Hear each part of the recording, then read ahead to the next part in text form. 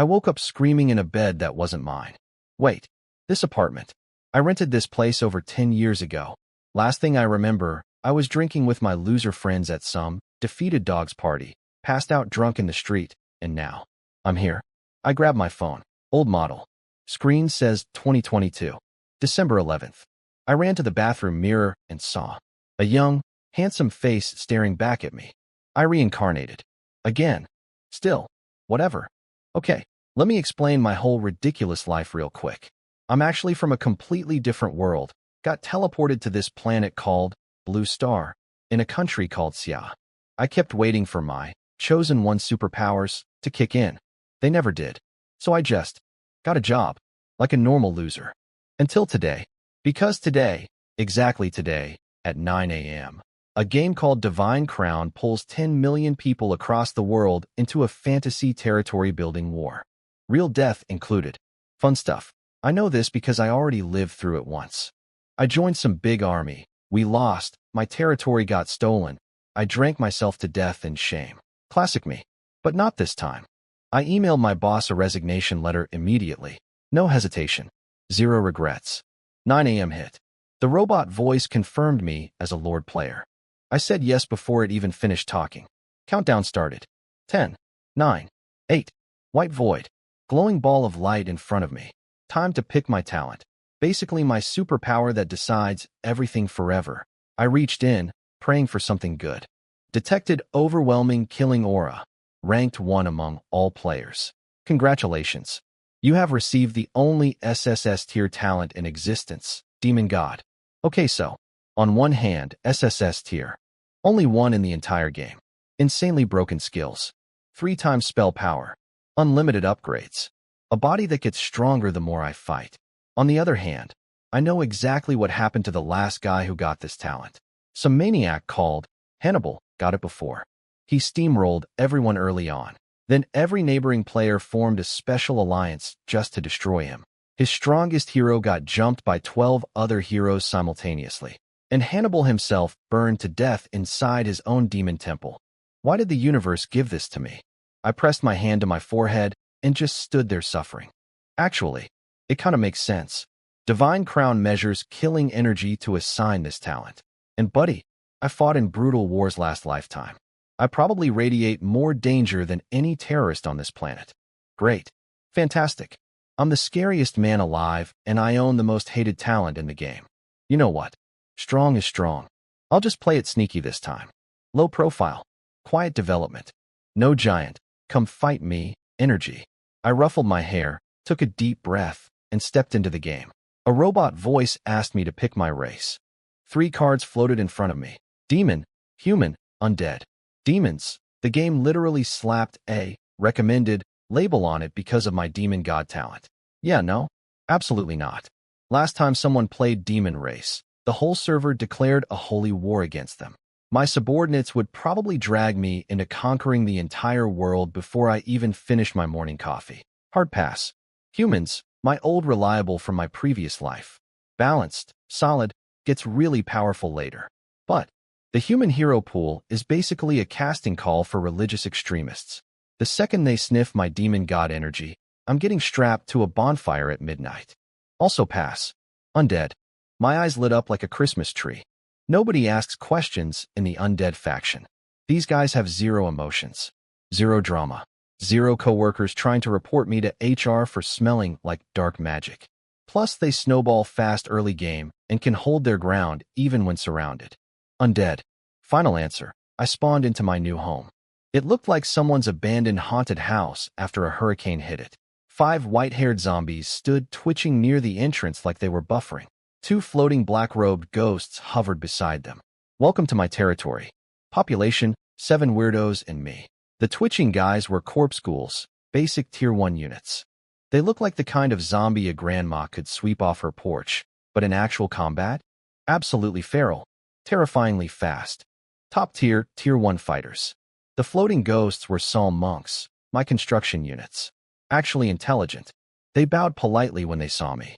The ghouls just kept twitching. I pulled up my resource screen. Food. 10, basically just for me. Undead don't eat. Soul crystals. 800 wood. 500 stone. 500 metal. 500 I pointed at the two monks. You, build the cave dungeon. You, build the death altar. Yes, my lord. Both said it at the exact same time. Somehow creepier than if only one had spoken. They floated to their spots, waved their arms dramatically, and giant magic circles appeared in the ground. Two buildings slowly rose up like bread in an oven. That immediately ate through most of my stone and wood. Ouch. While waiting, I sent all 5 ghouls to mine soul crystals. My base came with a starter crystal mine, basically the beginner welcome gift. The ghouls sprinted over, and mining pickaxes literally materialized in their hands out of nowhere. Efficient. Unsettling. I love it. 1 hour later, building's done. The cave dungeon looked like a villain's lair straight from a horror movie.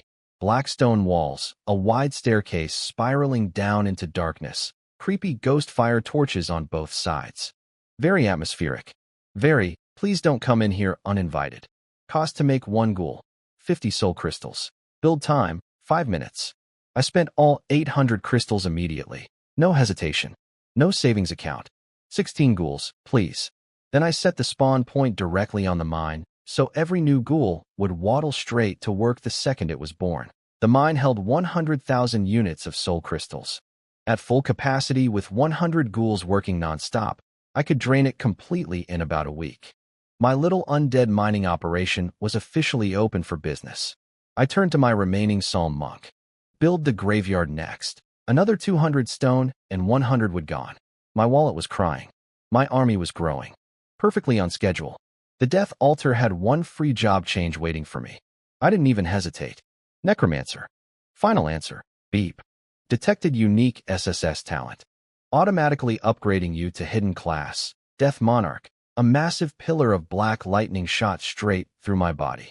1 hour later, I walked out looking like the final boss of every RPG ever made. My white tracksuit had transformed into a sleek black leather robe with gorgeous teal gemstone buttons at the collar. Same handsome face, but my eyes were now glowing blood red. Genuinely terrifying. Absolutely love it. I checked my stats. My intelligence was 23. My HP was 850. For a level 1 character fresh out of job change, that's basically cheating. Normal classes at this level cap out around 10 for main stats. I was already double that. The demon god talent was going to make this even more broken over time. Every 1,000 curse points adds more spell power. I'm going to become a walking nuclear reactor eventually. I spent my skill point on skeleton transformation. Turn corpses into skeleton soldiers. More spell power equals more skeletons per cast. Simple, elegant, deeply creepy. I walked into my newly built graveyard. 100 stone coffins arranged in a perfect 10 by 10 grid. Already had 5 fresh corpses waiting inside, preserved and marinating in death juice. Very professional operation. I closed my eyes and checked my curse power pool.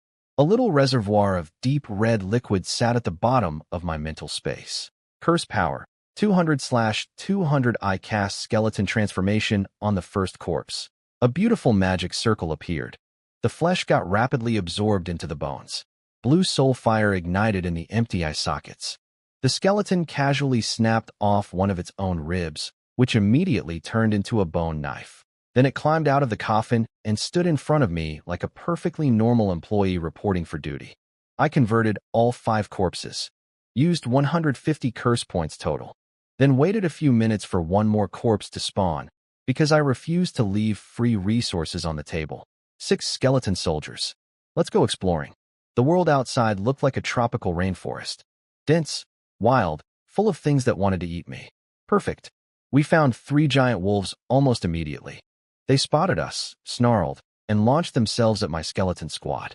Each wolf tackled one skeleton and started shredding it apart, ribs flying everywhere, bones cracking. But here's the thing about skeletons, they don't care. 0 pain response. They just stabbed back while being dismantled, and their passive skill dry bones converted the damage dealt right back into self-repairs. They were literally healing by stabbing. The other 3 skeletons sprinted in to help. Within seconds, it was a full chaotic brawl of bones and fur and flying wolf intestines. All 3 wolves dead. I felt 3 little pulses of energy flow into me. Death offering activated. Each enemy killed by my units gives me 10 curse power capacity permanently. My pool jumped from 200 to 230. Beautiful. I also gained 60 experience toward level 2. I told my skeletons to carry the wolf bodies back to base.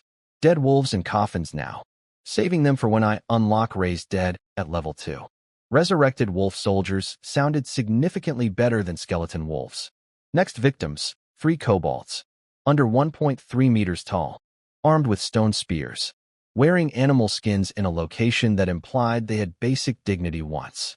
They did not last long. 7 skeletons versus 3 tiny dogmen is not a fair fight. It was more of a demonstration. I converted one of them into another skeleton soldier on the spot. 8 skeletons now, plus another 30 curse power. Then I had a genius idea. My mana pool was sitting completely full, 600 points, recovering at 1% per minute. What if I used mana to summon skeletons instead of curse power? Stack up numbers for free. I cast the skill with mana. 2 extra skeletons popped up immediately. Looked identical. Seemed to work. Except above their heads was a little countdown timer. 2 minutes remaining. Oh, so mana summon skeletons are basically unpaid interns. They show up, do some work, then dissolve into dust before you can even learn their names. I tested the theory anyway. Sent one charging at 2 wolves alone. It got ripped apart immediately. Checked my curse power cap. Didn't increase. So mana skeleton deaths don't count toward my permanent upgrades. The universe specifically designed this to close my exploit. The 2 wolves then noticed me and charged over. I used the second temp skeleton as a meat shield while my 8 real skeletons flanked and finished them off. The temp skeleton survived the whole fight. Lasted until literally the final second. Then crumbled into a pile of bone dust that blew away in the breeze. Gone just like that. Not even a goodbye. Truly the most tragic temporary contractor in gaming history. I sent 2 skeletons back with the wolf corpses and kept hunting. 2 more wolves jumped us almost immediately. My boys handled them in seconds. Then, purple light flashed. Level 2. I spent the skill point on Death Frenzy. Gives all my units 10% attack speed and 10% movement speed. The moment I learned it, my skeletons visibly started moving faster. Like someone switched them from economy mode to sport mode. Then I checked my curse power. It had fully refreshed. 300/300. Oh. Leveling up resets curse power completely. Mental note. Always drain curse power completely right before leveling up. Never waste a single drop. I sprinted back to base, dumped the wolf corpses in the graveyard coffins for future use, then immediately summoned 10 fresh skeletons with my refreshed curse power. Skeleton army, 18 strong. I kept my hunting strategy disciplined. Only attack groups of 3 or less. Any mob camp with 10 or more. I walked past it like I didn't see anything. I'm building an army, not throwing a funeral for myself. By the time I hit level 3, I had 27 skeletons and 560 total curse power. New skill unlocked. Raise dead. Resurrect corpses as zombies to fight for you permanently. I got excited. Then I checked the cost. 1 giant wolf corpse costs 100 curse points to resurrect. Because the wolf had 200 HP and resurrection costs half. Meanwhile, making 1 skeleton costs 30. 1 wolf equals roughly 2 skeletons in combat power, but costs over 3 times as much to raise. The math was not mathing. Sealed. Permanently.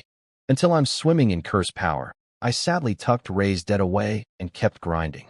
Still dragged the stronger corpses back to the graveyard though. Future investment.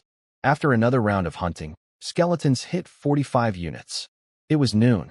My stomach was making sounds that frightened my own skeleton soldiers. I pulled out my starter food supplies. 10 units of food turned out to be 5 kilos of flour and 5 kilos of rice.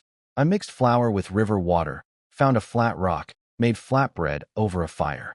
There was some salt in the base. Thank every god in this universe for that salt, because plain flour water paste would have required genuine psychological warfare to swallow. It was still barely edible. I sat on my porch eating sad flatbread, watching 45 skeleton soldiers stand around silently. In my previous life at this same point, I barely had any militia. I told myself better days were coming. It was all I had. Back outside after lunch, I went looking for actual meat this time. Spotted some deer drinking from a river. Beautiful animals. Completely useless to me because they'd sprint away the second they heard a twig snap, and I had 0 ranged units. Then a fat gray rabbit shot out of the bushes, ran full speed into a tree trunk, and knocked itself unconscious. I stared at it. Was I just gifted a rabbit by physics? Then I noticed the small arrow sticking out of its backside. I went very still. A green creature crawled out of the bushes. Pointy ears. Monkey face. Short body. Carrying a tiny bow. Goblin.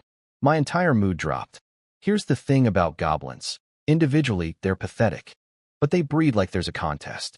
If there's one, there's 100 nearby. I've seen entire lord territories get wiped out in my previous life because someone killed 2 goblins and woke up the whole colony. Male lords got eaten. Female lords got. I don't want to finish that sentence. It was bad. Several went insane. I am not becoming goblin protein.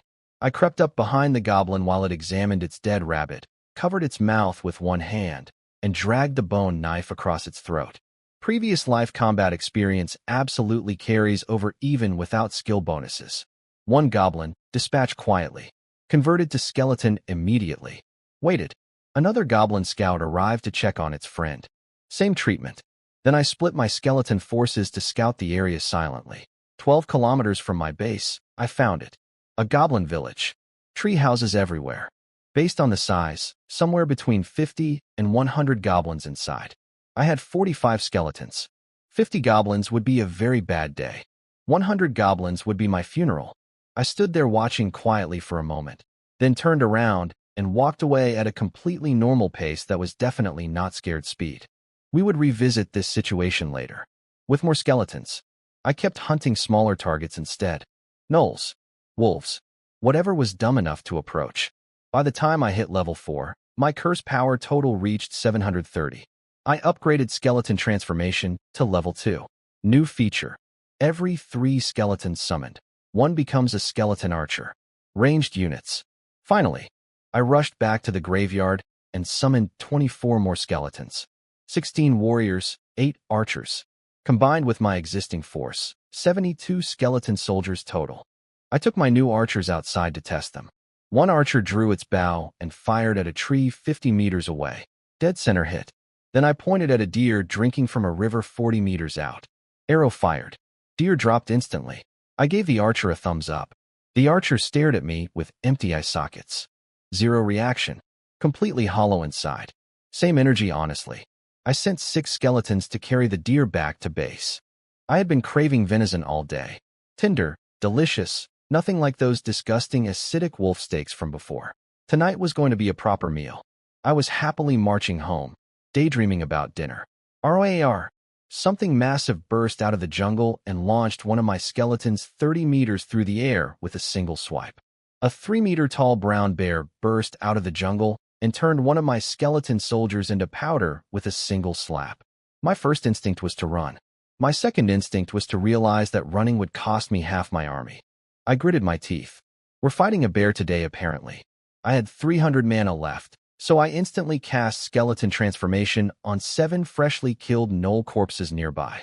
7 temporary interns rose from the dead and charged the bear with 0 self-preservation instinct. The bear slapped one into dust immediately. The other 6 climbed onto its back and started stabbing. While the bear was busy doing the get it OFF me dance, I sent my real curse power skeletons charging in from the front. My skeleton archers found their positions and fired. First arrow, straight into the bear's eye. The bear screamed and tried to charge the archers. Got hit by 3 more arrows from behind.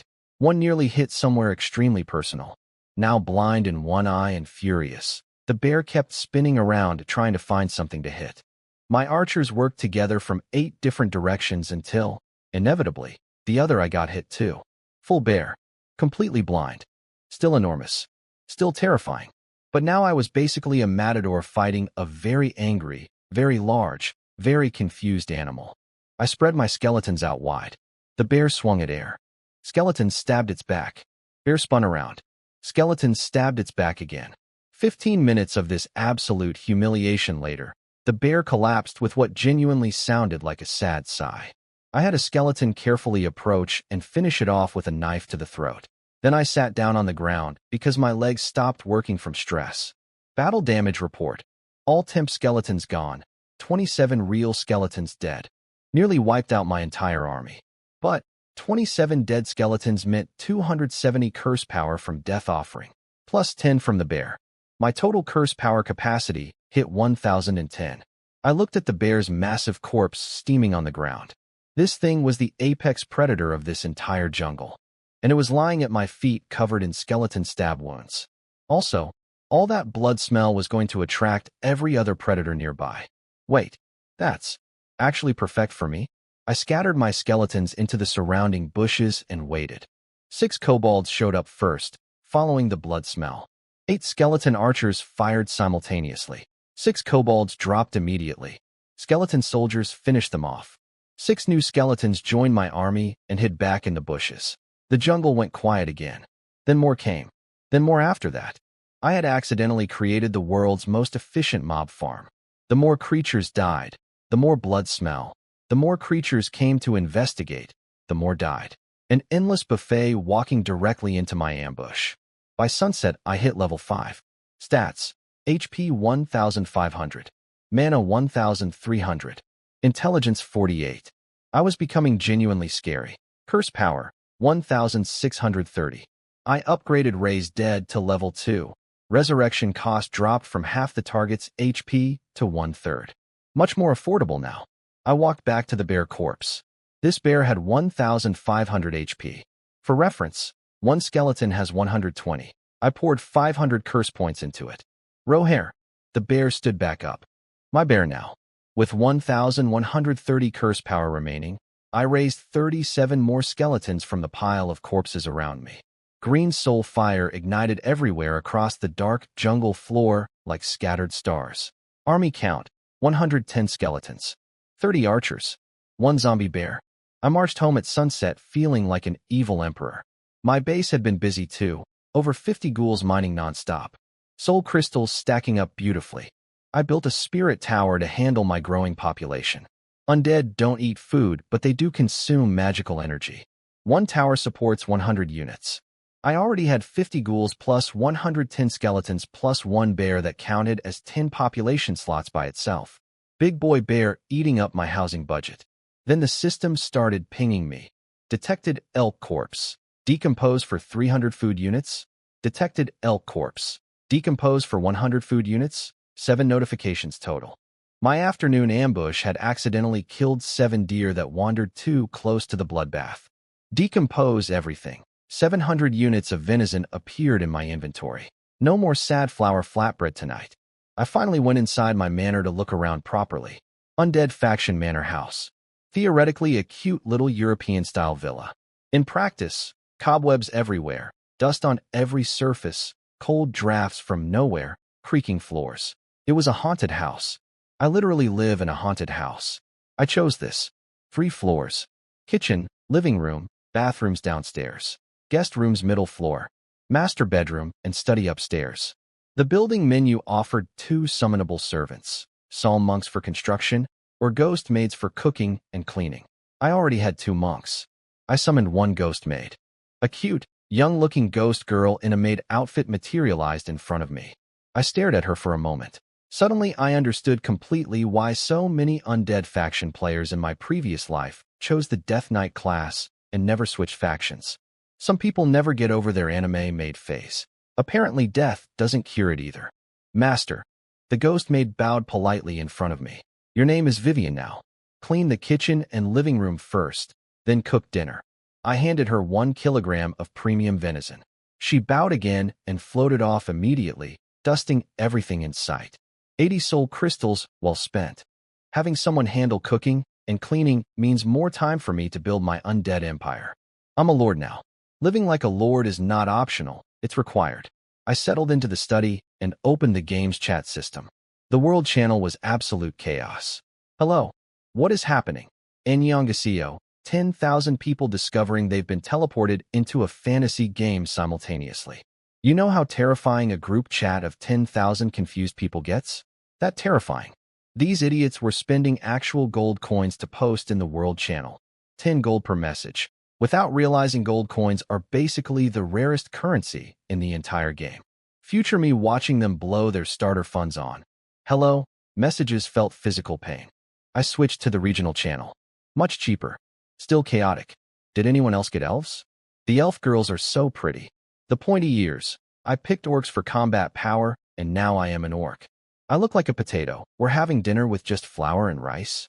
I thought I was a lord, not a prisoner. I made 5 militia archers to hunt food. They spent all afternoon missing every animal, and 3 of them got eaten by wolves. I'm bankrupt. Everyone was complaining about food. I opened the trading system and listed 600 units of venison at 5 gold coins each. The regional channel immediately exploded. Meat. Someone has meat. Which absolute legend hunted Yelk on day 1? I bought 1 piece. The texture looks incredible. This price is robbery though. Robbery? Check if there's any left. Someone opened the trade menu, searched venison, and saw. This listing has already ended. All 600 units. Gone in seconds. Revenue, 3,000 gold. Minus 10% platform fee. Net profit, 2,700 gold. Combined with my starter 500, I now had 3,200 gold coins. I leaned back smiling. Here's what these poor people don't understand yet. Within 2 days, everyone will have hunters and militia. Meat will become worthless and cheap. But gold coins? Gold only comes from gold mines. Gold mines require wars to capture. Most lords in my previous life never owned a single gold mine their entire game career. In 1 week, 1 gold coin will buy 50 units of meat. These players just traded something infinitely rare for temporary dinner satisfaction. I made 2,700 gold coins from their hunger. Business was good. Night fell. Darkness covered the jungle completely. Undead units don't get tired. Don't need sleep. Can operate 24 hours straight every single day. This is one of the biggest advantages of the undead faction, and it runs from the very beginning right through the endgame. I split my 110 skeletons into 10 squads of 11. Each squad including 3 archers, and sent them on rotating patrol routes around my territory. Orders: kill anything alone in the jungle and bring the corpse back. My skeleton army works the night shift for free. Permanently. No overtime pay required. I walked back inside to find Vivian searing venison steaks in the kitchen. The smell hit me like a physical attack. Juicy, buttery, perfectly seasoned with salt. I sat at the long dining table and waited with the energy of a man who had eaten safflower flatbread for lunch. When she set the plate in front of me, I nearly wept. Vivian stood silently beside the table the entire meal, expressionless, watching me eat like a polite robot from a sci-fi movie. Being undead, she doesn't eat. She just watched, without blinking, the whole time. Somehow I didn't find that weird anymore. Growth. After dinner, I went up to the 3rd floor balcony and watched the sunset over my rainforest territory. Golden light across endless jungle canopy. In real life, this view from a villa would cost at least 2,000 yuan per night. I got it for free by being one of 10 million people randomly selected out of 7 billion. Down below, skeleton patrols moved silently through the treeline. Ghouls hammered away at the crystal mine without stopping. My ghost maid floated nearby, hair drifting softly in the warm evening breeze, face completely blank. Everything was running exactly as planned. The only thing missing was a cold beer. I told Vivian to draw a bath. The Lord's Manor bathtub was 2 meters wide, circular, lined with peacock green luxury tiles. Baroque furniture everywhere. In real life, this bathroom alone would cost more than most people's entire apartments. Hot bath. Clean pajamas laid out by a ghost maid waiting silently at the door. Young duvet, so thick I sank into it like quicksand. Last thought before falling asleep.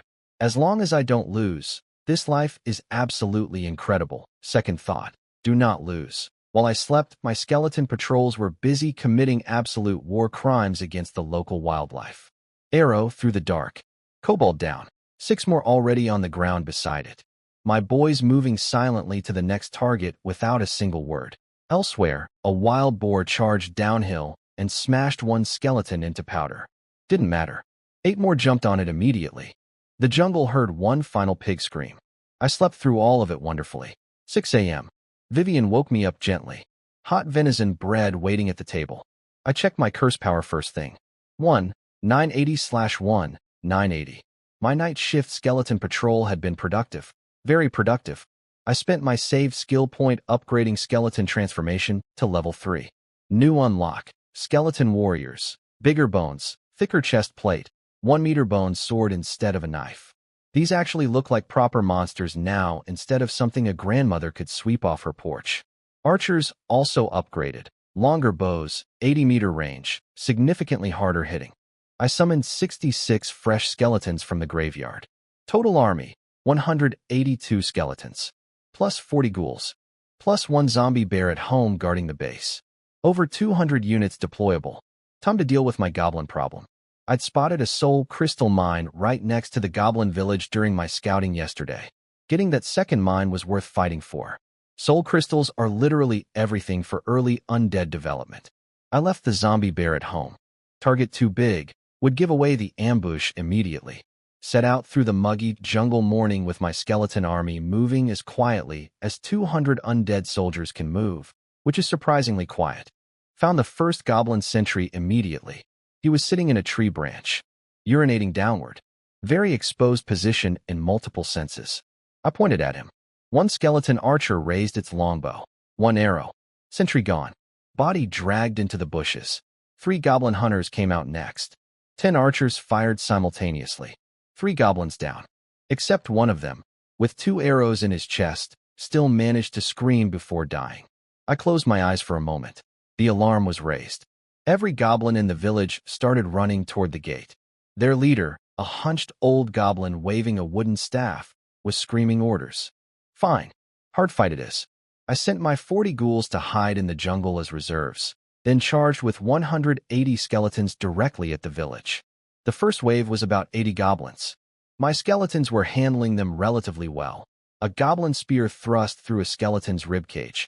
Missed everything important. Skeleton stabbed back and killed the goblin without even flinching. Then the old goblin with the staff started casting something. His eyes went red. Every single goblin on the battlefield suddenly went insane. Bloodlust. A goblin shaman. Of course there was a goblin shaman. Under bloodlust, goblins started ignoring all damage and trading hits like they had a death wish. One goblin took a full sword to the gut, didn't react, turned around, and beheaded the skeleton with its cleaver. Just vibing. Just bleeding everywhere and thriving. My skeleton losses started climbing fast. 20 destroyed within minutes. I unleashed my 50 skeleton archers, saved them specifically for emergencies like this, all firing at the shaman simultaneously. Arrow storm incoming. 2 goblins jumped in front and took every single arrow in the back. Died immediately. Shaman completely fine. Second volley. 4 goblins ran out with wooden shields and formed a wall. The village kept pouring out more goblins. 150 on the field already. Still more coming. This village had over 200 goblins. I had completely underestimated it. I'm a reborn veteran with a SSS talent and an army of over 200 undead soldiers, and I still got caught off guard by goblins. 20 skeletons destroyed. Losses mounting. Shaman still dancing around screaming with bloodlust active. Retreat. My skeletons pulled back fighting, drawing the goblins forward. The shaman saw us retreating and lost her mind with excitement, screaming at her troops to pursue and wipe us out completely. Goblins flooded into the jungle chasing us. Exactly where I wanted them. From both sides of the jungle, 40 white-haired, red-eyed ghouls exploded out of the undergrowth like absolute demons. The goblins ran directly into my ambush. Welcome to the jungle. Population, my army. White-haired ghouls exploded out of the jungle and tackled goblins to the ground. No weapons needed. Their claws and teeth were their weapons. One ghoul grabbed a goblin by the throat, tore it open, and started enthusiastically eating the contents. Goblins under bloodlust are frightening. Ghouls encountering blood are more frightening. The goblin had taken a serious wound and was screaming in agony. The ghoul literally did not notice it had been stabbed and kept eating. It reminded me of a fighting game character who just completely ignores all damage and goes feral. No wonder in my previous life ghouls had a nickname among lords, mad dogs. With ghouls joining from the flank, the battle balance flipped immediately. Goblins that were barely keeping up with skeletons suddenly had furious zombie creatures tearing through their backline. Meanwhile, I kept spending my refreshing curse power, summoning more skeletons. 30 new ones raised, almost exactly replacing my losses. And my oldest skeletons, who had spent all of yesterday grinding kills, finally accumulated enough experience and started upgrading mid-battle into skeleton warriors. My army was actually getting stronger while the battle was happening. Goblin numbers dropped toward 50% losses. Then the bloodlust started wearing off. The moment goblin brains came back online and saw the actual situation, surrounded, outnumbered, friends being eaten alive, they immediately remembered they are fundamentally cowardly creatures and started running in every direction. Then, purple light. Level 7. Killing 120 goblins gave me enough experience to level up instantly. My curse power refreshed to a full 3,630. I threw my arms wide open and started casting. Dead goblins on the ground around me rose and rose. 120 new skeletons standing up simultaneously. The fleeing goblins ran directly into them. 300 skeletons versus 80 terrified goblins who just had their courage magically removed. Not a battle, a harvest. I upgraded Death Frenzy to level 2. All units now move 15% faster. Ghouls, who were already fast, became genuinely terrifying pursuit predators. 3 goblins sprinting as fast as their little legs could carry them. Ghoul catching up anyway, ghoul jumping on their back. The jungle echoed with sounds I will not describe in detail.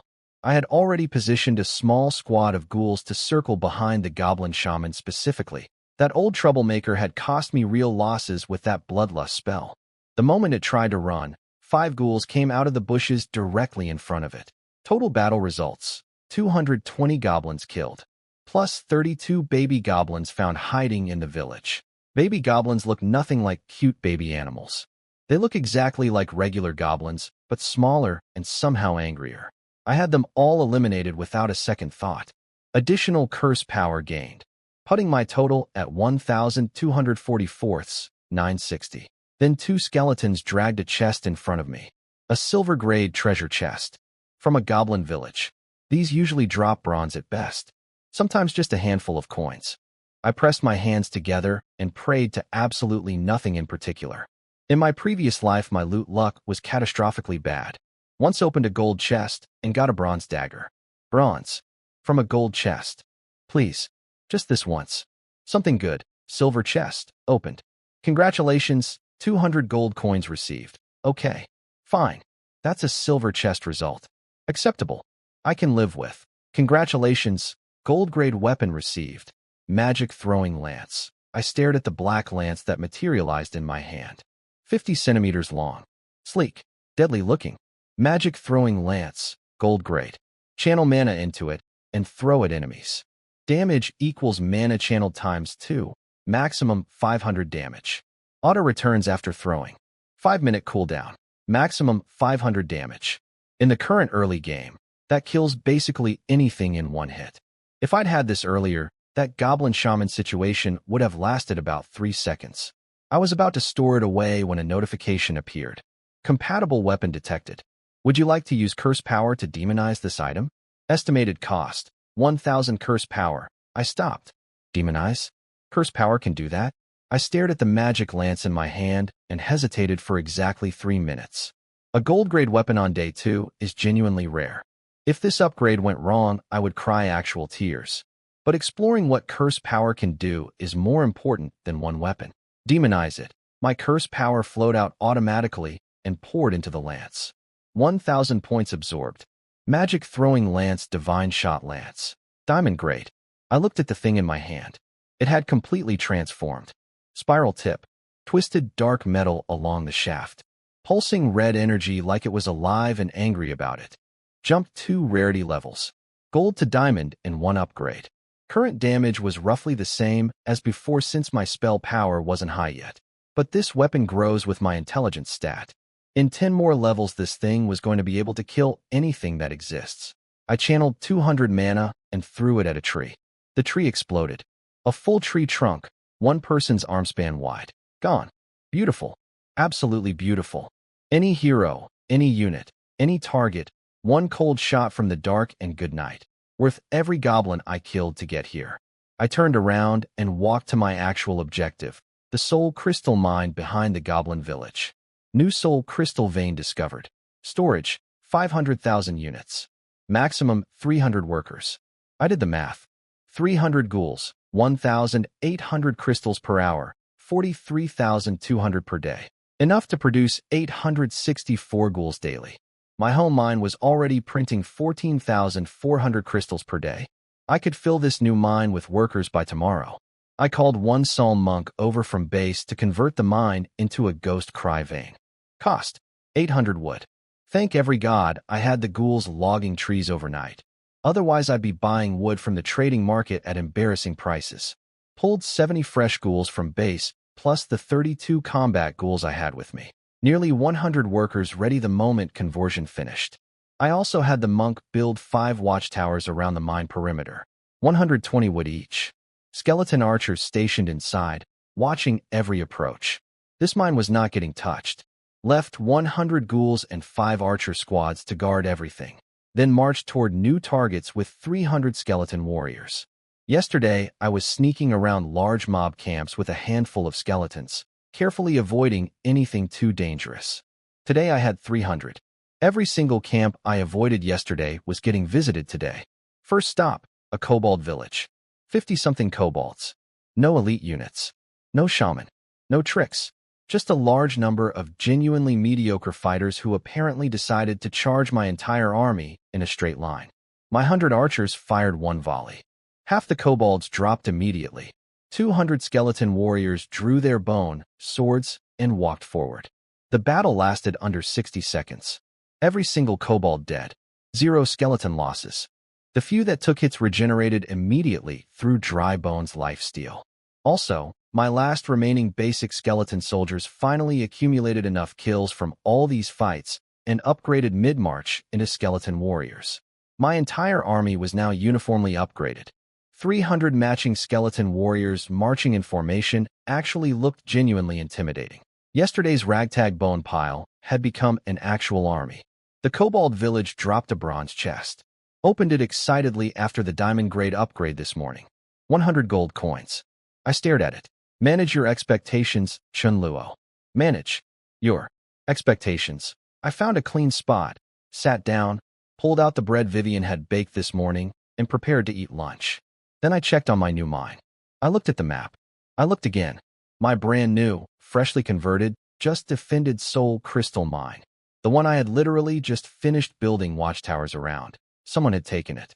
My ghoul patrol had run directly into a group of uninvited guests at MY Mine. 20-something dwarves. Stocky, wide-chested, short-legged, barrel-shaped fighters swinging massive hammers at my ghouls. And honestly, they were winning. Each dwarf hit like a small truck. One hammer swing caved in a ghoul's chest completely. The ghoul shook its head, got back up, and kept fighting. The dwarf stared at this and had an existential crisis mid-combat. Despite being outnumbered, the dwarves were holding their ground. My ghouls are hard to kill, but dwarves hit hard enough to make it close. The dwarf lord watching the fight was named Zhongzhe. Same name as a famous Song Dynasty general. Apparently his dad wasn't paying attention when he named him.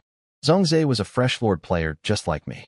He'd picked the dwarf faction, discovered they were surprisingly powerful, and had the good fortune of pulling an A-grade talent. King of Benevolence.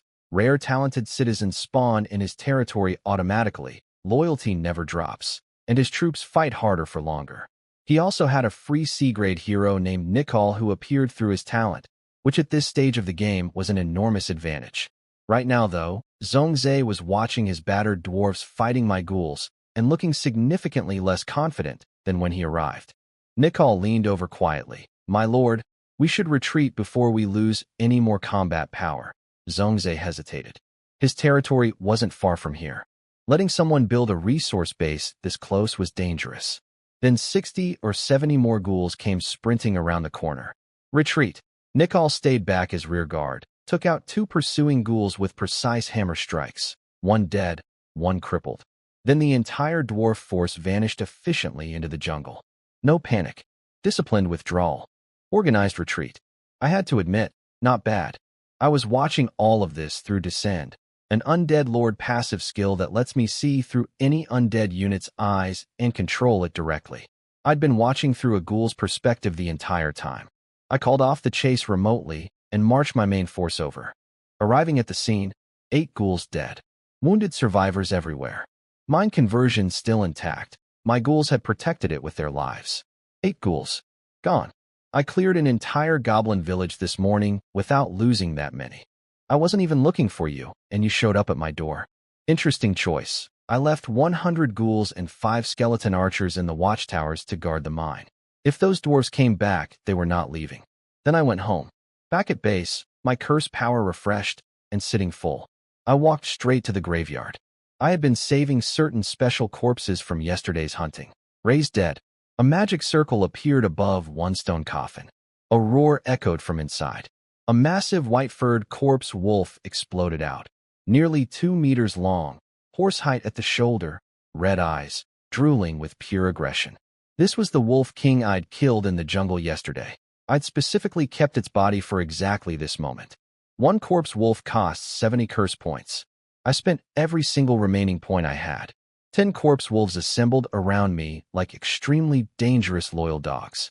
White fur, red eyes, saliva dripping. Terrifying to look at. Mine. I climbed onto the white wolf king's back, riding a zombie wolf king, in my Black Death monarch robes, leading 300 skeleton warriors. This was either the coolest or most disturbing thing I had ever done, possibly both. At the goblin mine, my white wolf leaned down and sniffed a bloodstain on the ground, left by one of the retreating dwarfs. Caught the scent immediately. He turned and sprinted into the jungle. My skeletons parted to let him through, then formed up in neat columns and followed at a march. We had a trail to follow. Back in the dwarf territory, Zhongzhe was busy patching up his wounded warriors when Nicole burst through the door looking like he'd seen a ghost. Which, technically, was accurate. My lord, the undead found us. They're at the gates. At least 300 of them. How many? They're standing in a 30 by 10 formation. Very easy to count. 300 skeletons. Plus zombie wolves. Zhongzhe went pale. I rode my white zombie wolf king slowly through the jungle toward the dwarf settlement. 300 skeleton warriors marching behind me in perfect formation. Arriving at the gates, my skeleton archers had their bows fully drawn. 100 archers targeting maybe 15 sweating dwarves standing at the entrance. This wasn't a standoff. This was a courtesy visit where one side could end it instantly. I took my time looking around their base. Honestly, dwarf architecture was significantly more pleasant than my haunted house. They already had a blacksmith, a tavern, nice stonework everywhere. The tavern especially caught my eye. Dwarves take their alcohol extremely seriously. Brewing is basically a sacred art to them. I was suddenly very interested in establishing friendly diplomatic relations. In my previous life as a human lord, I had a tavern with beautiful dancers and cold drinks. Now I had a ghost maid and early bedtimes. The undead faction has many strengths. A social life is not one of them.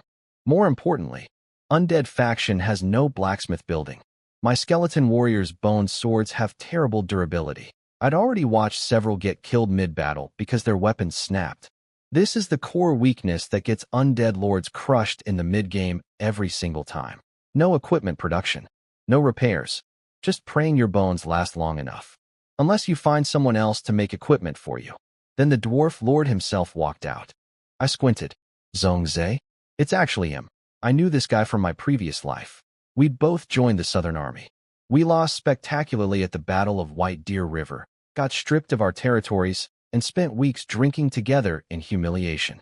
The group eventually got mockingly nicknamed the Defeated Dogs Drinking Club, but later I learned about his talent, King of Benevolence. Same A-grade rank as my old talent, but completely different function. A pure development talent that makes rare heroes spawn naturally, locks in permanent loyalty, and keeps troop morale high. Worth more than most S-grade talents in the long run. Even after the Southern Army's defeat, the winning faction couldn't afford to ignore him. That's how good his talent is. I became significantly more interested in recruiting him. Nicole shouted across the formation in a booming voice. Honored undead lord. Our lord requests a one-on-one peaceful negotiation to avoid unnecessary bloodshed. I answered coldly. If anyone bleeds here, it won't be my side. Your forces attacked my mine this morning and killed my ghouls. Hand over everyone involved for execution or this ends badly. Zhongzhe heard this, realized that was literally every male dwarf in his settlement, including himself, and decided execution wasn't an acceptable peace term. He shouted back. We didn't know whose mine that was. We can compensate for the damage. Can you afford to? I don't have much gold right now, but once we return to reality, I can pay you in actual cash. I don't need money. Then what do you want? I didn't answer immediately. I just stared at him coldly, while my zombie wolf paced back and forth beneath me, snarling, drool hitting the ground. I raised the divine shot lance slowly, its blood-red tip pointing directly at Zhongzai's chest. Behind me, 100 skeleton archers tightened their bowstrings. Nicole quietly told Zhongzai, "My lord, composure is essential right now." Zhongzai's hands were shaking. His lips had gone white. In reality, he was just a regular human guy who played too many video games at home. Not actually a brave dwarven king. He stared at the lance pointed at his face and did some very fast thinking. Then, very sensibly, he dropped the attitude entirely. "Big bro, I can see I have zero negotiating power here. Just tell me what you want. If I can do it, I'll do it." Excellent. The entire intimidation performance was specifically because I needed him scared enough to listen, but not so angry that his talent kicked in and made his dwarves fight to the last man out of pure loyalty. If that happened, I'd have to kill him and find someone else to run this territory. King of Benevolence is too valuable to waste on a corpse. A system notification appeared in front of Zhongzai's face. "Lord Chenluo is offering you a vassal contract. Tax rate, 50% of all resources." Inside the dwarf lord's manor, we sat at opposite ends of a long table. My skeleton soldiers stood at every corner. His dwarves, including Nicole, were politely waiting outside without their weapons. Zhongzai stared at 50% for a long moment. Then he clicked yes, because what else was he going to do? The moment he accepted, a world announcement blasted into every single lord's ears simultaneously. All 10 million of them. "Congratulations to Lord Chenluo, first player to subjugate another lord. Conqueror panel unlocked for all players, 3 times. Back to back to back." Somewhere across the game world, a human lord screamed that he didn't even have enough peasants to mine crystals yet. A beast lord punched a tree. An undead lord stroked his chin thoughtfully and reconsidered his entire development strategy. I frowned. In my previous life, this announcement happened on day 3, achieved by a Russian orc player. I'd done it on day 2. Low profile ruined. 10 million people now knew my name. The reward, though, 1 diamond-grade chest, made me feel slightly better about the unwanted fame. I also checked the new Conqueror panel. Tracks how many lords you've conquered, how many times you've submitted to someone else, and combat contributions. A public record that every powerful lord checks before recruiting allies. High conquest and contribution numbers mean you're reliable. High submission numbers mean you're a political weather vane who switches sides when the wind changes. I looked at Zhongzai's stats. Conquest, 0. Submission, 1. Contributions, 0.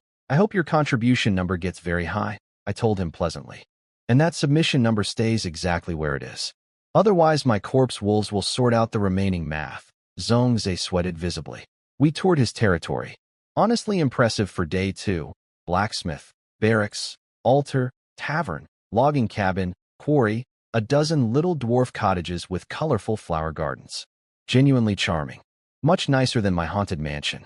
"I have about 50 population," he reported, following behind me like an employee giving a status update to his boss. "Food is the bottleneck. Dwarves eat 2 units per day each. Once I hit 100 people, I'll run out within 2 days." I thought about my 2,000 units of assorted meat sitting in storage from last night's skeleton patrols. "I have food. I'll sell you 1,500 units. 1 gold coin per unit. You can owe me." Zhongzai's face lit up immediately. Then he processed the "sell" and "owe me" parts, and his expression became slightly more complicated. But he agreed quickly. Hunting is unreliable, and a food shortage would strangle his entire development. "Now," I continued, "I need you to produce equipment, specifically 500 spears. I have 500 units of metal. Undead faction has no blacksmith. My skeleton warriors' bone swords keep breaking in combat." This was the entire reason I needed this alliance. A dwarf blacksmith producing equipment solves my mid-game weakness completely. "Spears are easy," Zhongzai said. "My smith Frank adds 20% durability to everything he makes. The only issue is," he looked uncomfortable, "dwarf craftsmen won't accept food as payment for their work. Only gold coins. They consider food payment an insult to their craft." "How much?" "0.10 spears per gold coin." I almost laughed out loud. In my previous life, I'd paid through the nose buying equipment from dwarf lords. The actual production cost was this cheap? I handed over 50 gold coins, 500 metal, and 500 wood. The dwarf blacksmith chimney started smoking immediately. Then I walked into the tavern. A dwarf lady carefully set 2 mugs of cold wheat ale in front of me. I took one sip. Ice cold. Rich. Smooth. Faintly sweet. The first genuinely good drink I'd had since arriving in this world. Zhongzhe watched my expression and immediately offered 10 units to take home. 1 unit equals roughly 1 liter. The man knew how to read the room. Not enough food to brew more right now. I apologize, he said awkwardly, clearly a socially anxious person even wearing a dwarf body. When production increases, send more regularly, I said. As a return gesture, I gave him 10 units of premium venison. His female dwarf cook prepared 2 steaks immediately. Watching Zhongzhe take his first bite of properly cooked venison, close his eyes, and make involuntary noises of happiness, I decided this alliance was working out for both of us. After lunch, I led my army back into the jungle. Behind me, 300 skeleton warriors disappearing in perfect formation between the trees. Zhongzhe stood watching until they vanished, then wiped sweat that wasn't actually there off his forehead. Nikol watched thoughtfully. A remarkable lord. His protection may not be the worst thing for our future. Whether it's good or bad, I genuinely can't tell yet, Zhongzhe muttered, then went inside to start mass recruiting dwarf miners with every soul crystal he had. He had 500 spears to deliver by tomorrow morning. Every dwarf craftsman was working through the night. After leaving Zhongzhe's place, I spent the afternoon doing what I do best, finding small monster camps and ending their entire civilization. Frogmen, wolf packs, whatever wandered into my path. My 500 skeleton warriors had become extremely efficient at this process. The frogmen at least had a quarry attached to their camp. Small consolation for them. 0 consolation, actually, since they were all dead. Not even a treasure chest. Disgusting. I kicked a frog corpse and pocketed the 12 gold coins my skeletons found. By sunset, curse power at 8,400. Level 8. Army size, 500 units. I had hit a new problem. Too much curse power, not enough corpses to spend it on. Rich people problems. Back at base, my operation had become genuinely impressive.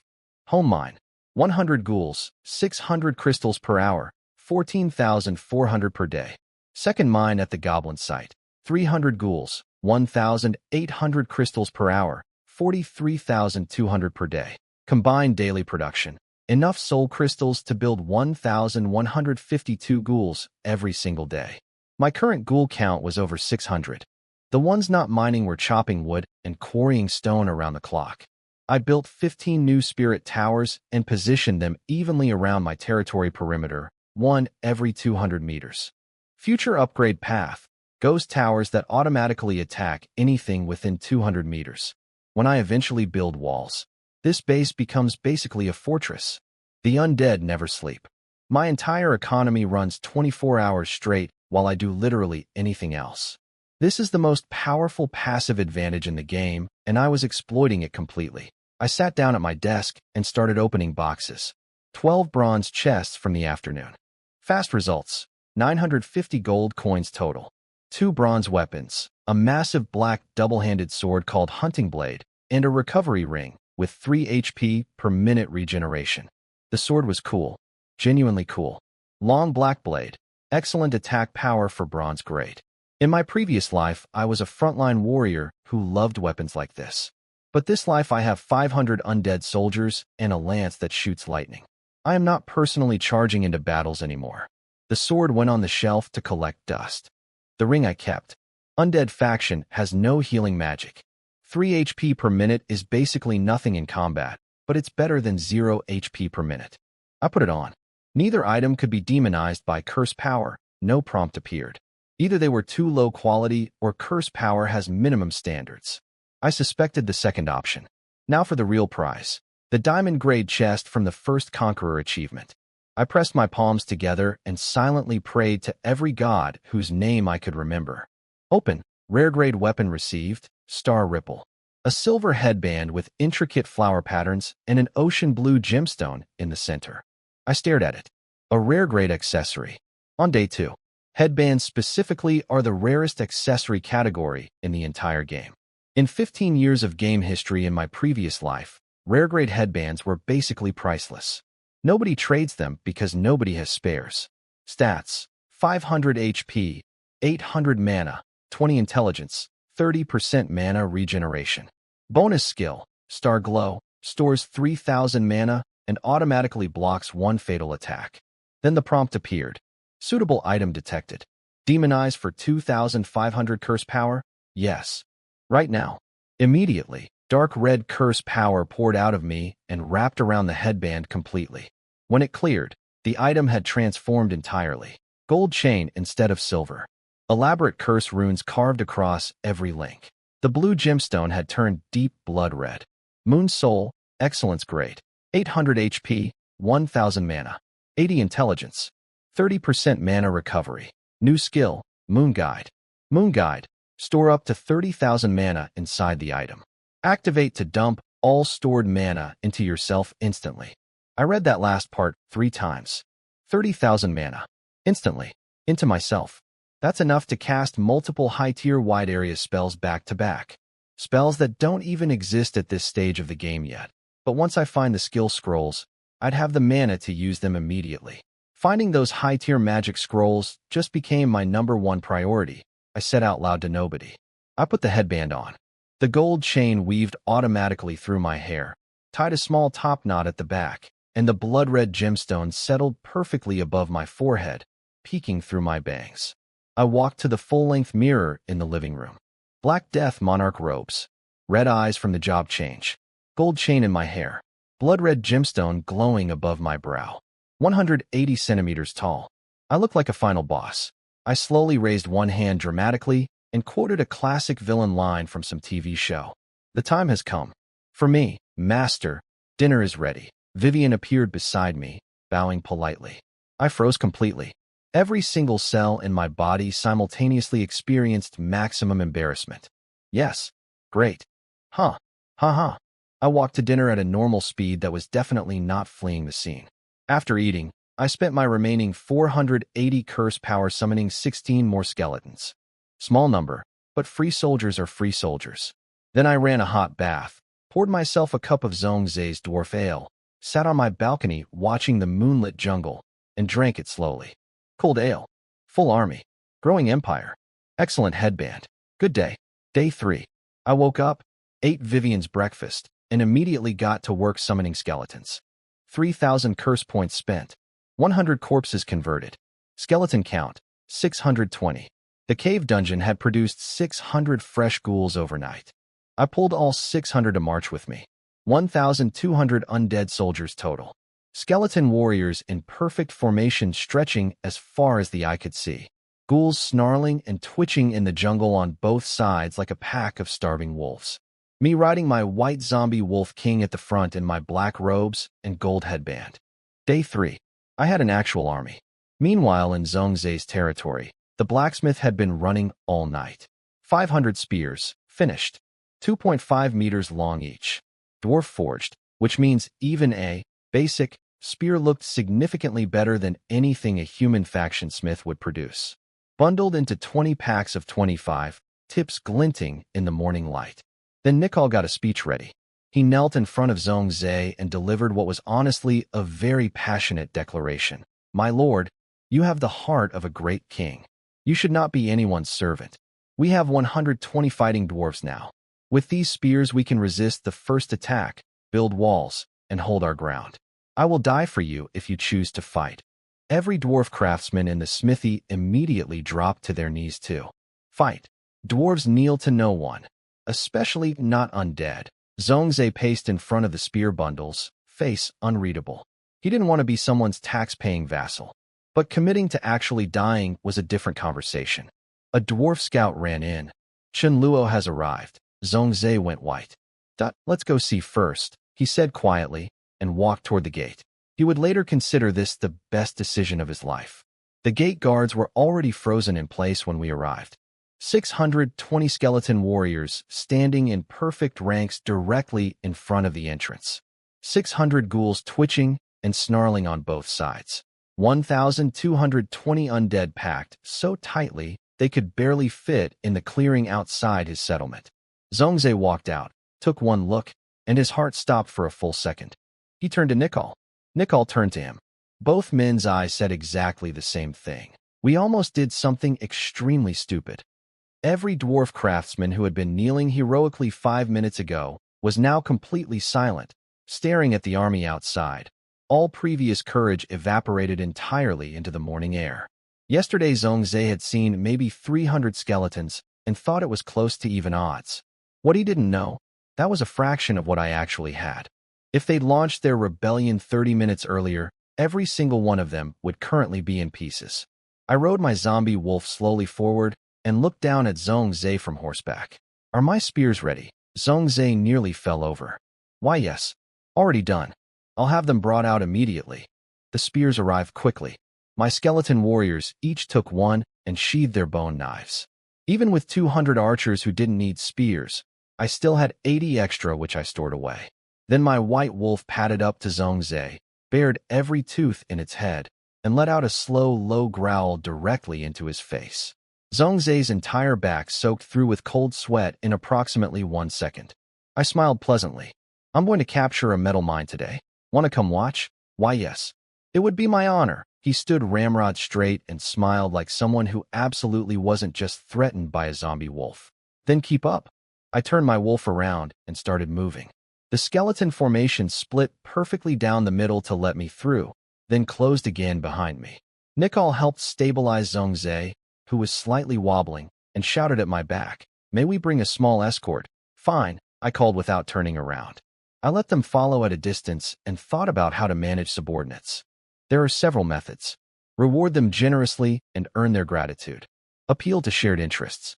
Or dig into something deeper. Something that modern people raised in comfortable, safe societies have completely forgotten. The primal fear of death. Gratitude and profit are fragile loyalties. Someone always offers more money. Someone always has a better deal. People who grew up optimizing their salary packages don't feel true commitment, just ongoing negotiation. But genuine bone-deep terror? That stays with a person. Zhongzhe would remember this morning every single time he considered anything that might disappoint me. Which was exactly the point. The metal mine was located roughly between my base and Zhongzhe's territory, actually closer to his side. I'd spotted it days ago but hadn't attacked because the Guardians were genuinely intimidating. As my 1,200 undead army marched toward it, there was absolutely no hiding our approach. A watchtower guard spotted us, grabbed a horn made of rhinoceros hide, and blew it with everything it had. From every direction, lizardmen came running. Green-scaled, human-shaped bodies, Komodo dragon heads, armed with weapons noticeably larger than anything a human would comfortably swing. By the time I reached the mine entrance, over 600 lizardmen had assembled in formation, significantly more organized than the goblin mob had been. A particularly massive lizardman stepped forward, hand on the hilt of an enormous two-handed sword, the kind that would cut a normal person cleanly in half. "Undead Lord, leave our territory immediately," I answered pleasantly from atop my zombie wolf. "I'm Lord Chunluo. This mine belongs to me now. Swear loyalty, and I'll let you live." The big lizard man drew his sword. "Then come ask my blade first." "Fair enough." I signaled my formation. Front row of skeleton warriors raised their spears. Second and third rows pushed their spears forward through the gaps between the first row's shoulders. A wall of 60 spears per line, 10 lines deep, a full spear phalanx advancing forward. On both flanks, 300 ghouls per side went sprinting to encircle. The lizardmen charged directly into the spear wall without hesitation. The first wave hit. Dozens of lizardmen went down immediately, impaled before they could even swing. The ones behind them didn't stop. They just kept charging over their fallen allies, straight into the next row of spears. These lizardmen were genuinely tough. Several took 3 or 4 spears through the body and kept moving. One grabbed the spear impaling him, ripped it free, used it to smash the skeleton holding it, then got stabbed by 6 more spears and finally went down still looking angry. Their leader was on another level entirely. He dodged incoming spears, grabbed one skeleton by the arm, used it as a living shield against the next volley, then hurled it backward into 3 other skeletons, jumped into the gap, and started cutting with that enormous sword. Every swing took out 2 or 3 skeletons simultaneously. Actual wind pressure from the blade. His men saw this and surged forward behind him. My beautiful spear phalanx started developing dangerous holes. I waved my hand calmly. 200 skeleton archers raised their bows and fired a full volley directly into the thickest part of the melee, hitting both sides simultaneously, my own skeletons included. The front line became an instant killing field. The lizard man leader grabbed a skeleton as a body shield, took an arrow to the thigh anyway, and was forced backward to avoid the second volley. My skeleton warriors reformed the gaps mechanically. New units stepped forward and plugged every hole without emotion or hesitation. Then I looked at all the lizard man corpses on the ground and had an idea. I still had 5,400 curse points sitting full. Level up was coming soon, which would refresh everything. If I leveled up now, all that curse power would get wasted. Raised dead. 54 lizard man corpses opened red eyes and stood up. The living lizard men watched their dead comrades rise on the enemy's side, and, for the first time, genuine fear appeared on their faces. Both flanks were now being compressed inward by my ghouls. The surviving lizard men got squeezed into a tighter and tighter formation. Third volley from my archers, this time targeting the compressed rear formation deliberately. 100 lizard men dropped in a single volley. Retreat into the mine. The lizard man leader called the withdrawal. His survivors sprinted into the mine shaft, leaving hundreds of bodies behind. I almost smiled. Over 200 lizard men killed. Enough experience to hit level 9 mid-battle. And now they were retreating into a tunnel. A tunnel just wide enough for 6 or 7 people to walk side by side. My spear formation followed them in. Inside the narrow shaft, the lizard men had essentially no room to dodge. 6 or 7 lizard men at the front facing 20 or more spears simultaneously, walls on both sides, no flanking possible. Anyone who tried to throw their spear got answered by an immediate arrow volley. My skeleton line advanced without slowing down at all. The lizard man leader took stock of the situation, snapped off the bone arrow still in his leg, and limped toward the back of the mine to consult with whoever was in charge. At the very end of the tunnel, a massive underground cavern opened up that nobody outside would have expected. Thousands of lizard man eggs, packed densely in straw nests, filled the entire space. The lizard man leader stared at them in silence. If the battle reached this chamber, it was over. Completely and permanently over. He took a slow breath. His decision was made before he finished exhaling. He would die at the tunnel entrance before letting a single enemy through. Deep in the underground cavern, the lizard man leader, named Isaka, dropped to one knee in front of his chief. I failed you. My mistake cost us the battle. The undead are already in the tunnel. The lizard man chief was ancient, calm, and somehow had a gentle, kind face despite having a full Komodo dragon head. He patted Isaka's shoulder and told him to sit down and rest his wounded leg. Isaka refused. He wanted the chief to use magic, fight back, let him personally assassinate the enemy spellcaster. The chief shook his head slowly. A few days ago, when the stars fell, I knew the world was changing. I sacrificed half my remaining lifespan to cast a forbidden spell. The Eye of the Future. He paused. I saw what is coming. Beings from other worlds rising to power. Dragons, angels, demons, creatures from ancient legends walking the earth, commanded by these foreign lords. Native peoples like us, slaughtered. Every resource we have, taken. Even if we drive away these undead today, 100 more lords will come after them. This world no longer belongs to us. Isaka stared in silence. So, I ask you, future chief of our tribe, how does a people survive in an age like this? The chief didn't wait for an answer. My conclusion, the only path forward is to serve a powerful lord. Fight for them. Exchange our strength for our survival. I was searching carefully for the right choice when fate pushed one directly through our front door. Before Isaka could respond, a panicked lizard man burst in. Chief, leader, the undead are almost here. Isaka looked at his chief for a long moment. Something settled behind his eyes. He stood up. Full retreat. Let them in. Stop fighting.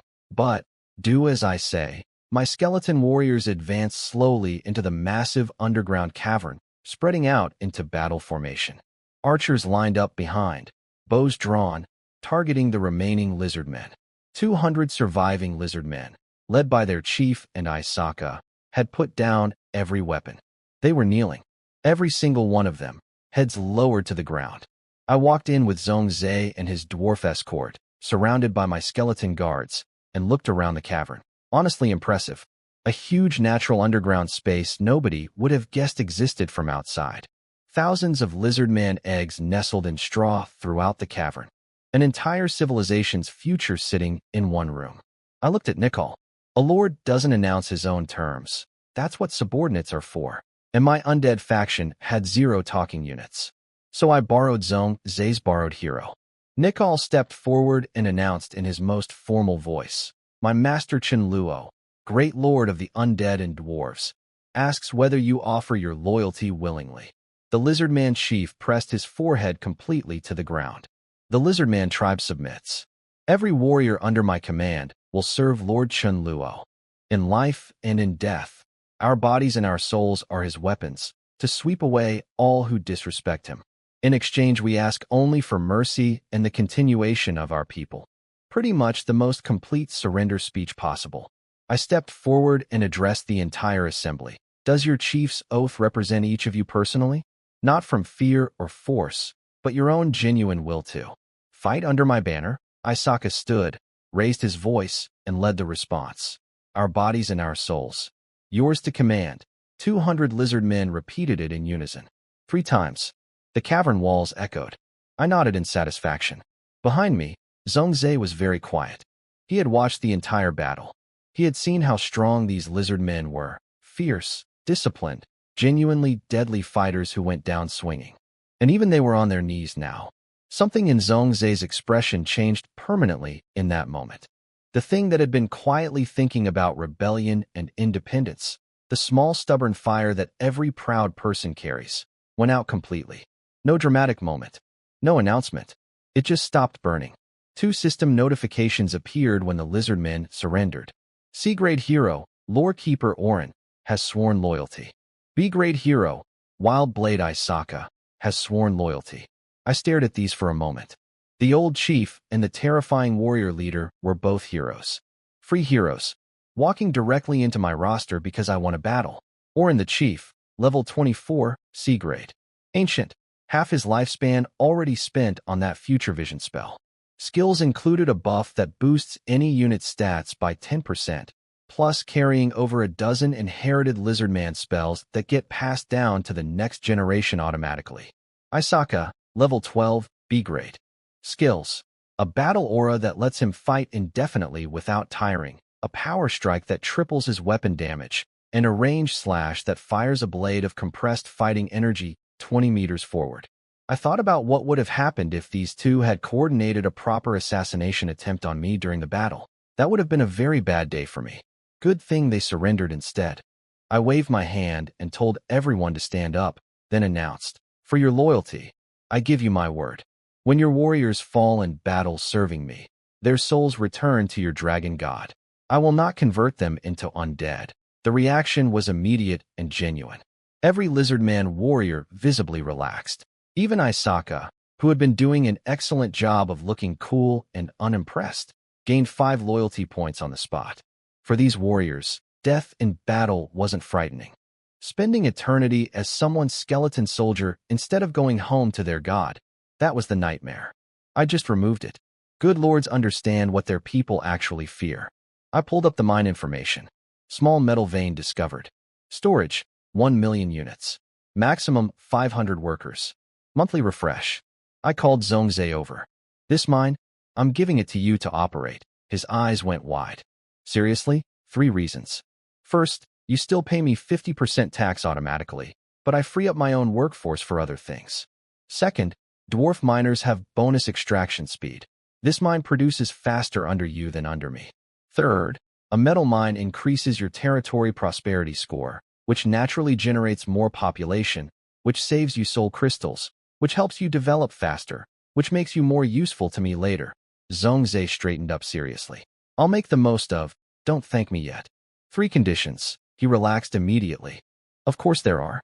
Go ahead. First, with steady metal supply, you accelerate your blacksmith development. Train more craftsmen. Already planned. Second, weapons you make for me. I pay your costs and craftsmen's wages only. No markup. My orders get priority over everything else, including your own needs. Done. Third, You can sell weapons in the trading market freely. I still take 50% in taxes. But if I ever tell you a deal is off limits, it's off limits. My veto, no questions. Agreed. Zhongzhe answered all three without hesitation. He already knew the third condition was just a reminder. He'd already committed to following my lead regardless. Then he made a worried face. But, boss, before my production scales up, I'll be making weapons for you at cost price. Pretty soon, I won't even have enough gold to buy food from other people. The mine output is huge. You take half. Then I use the rest to fill your orders. My whole territory's production capacity goes to you, and I starve financially. I looked at him the way you look at someone who just couldn't find the door that's directly in front of them. The gold coins I pay your craftsmen don't disappear.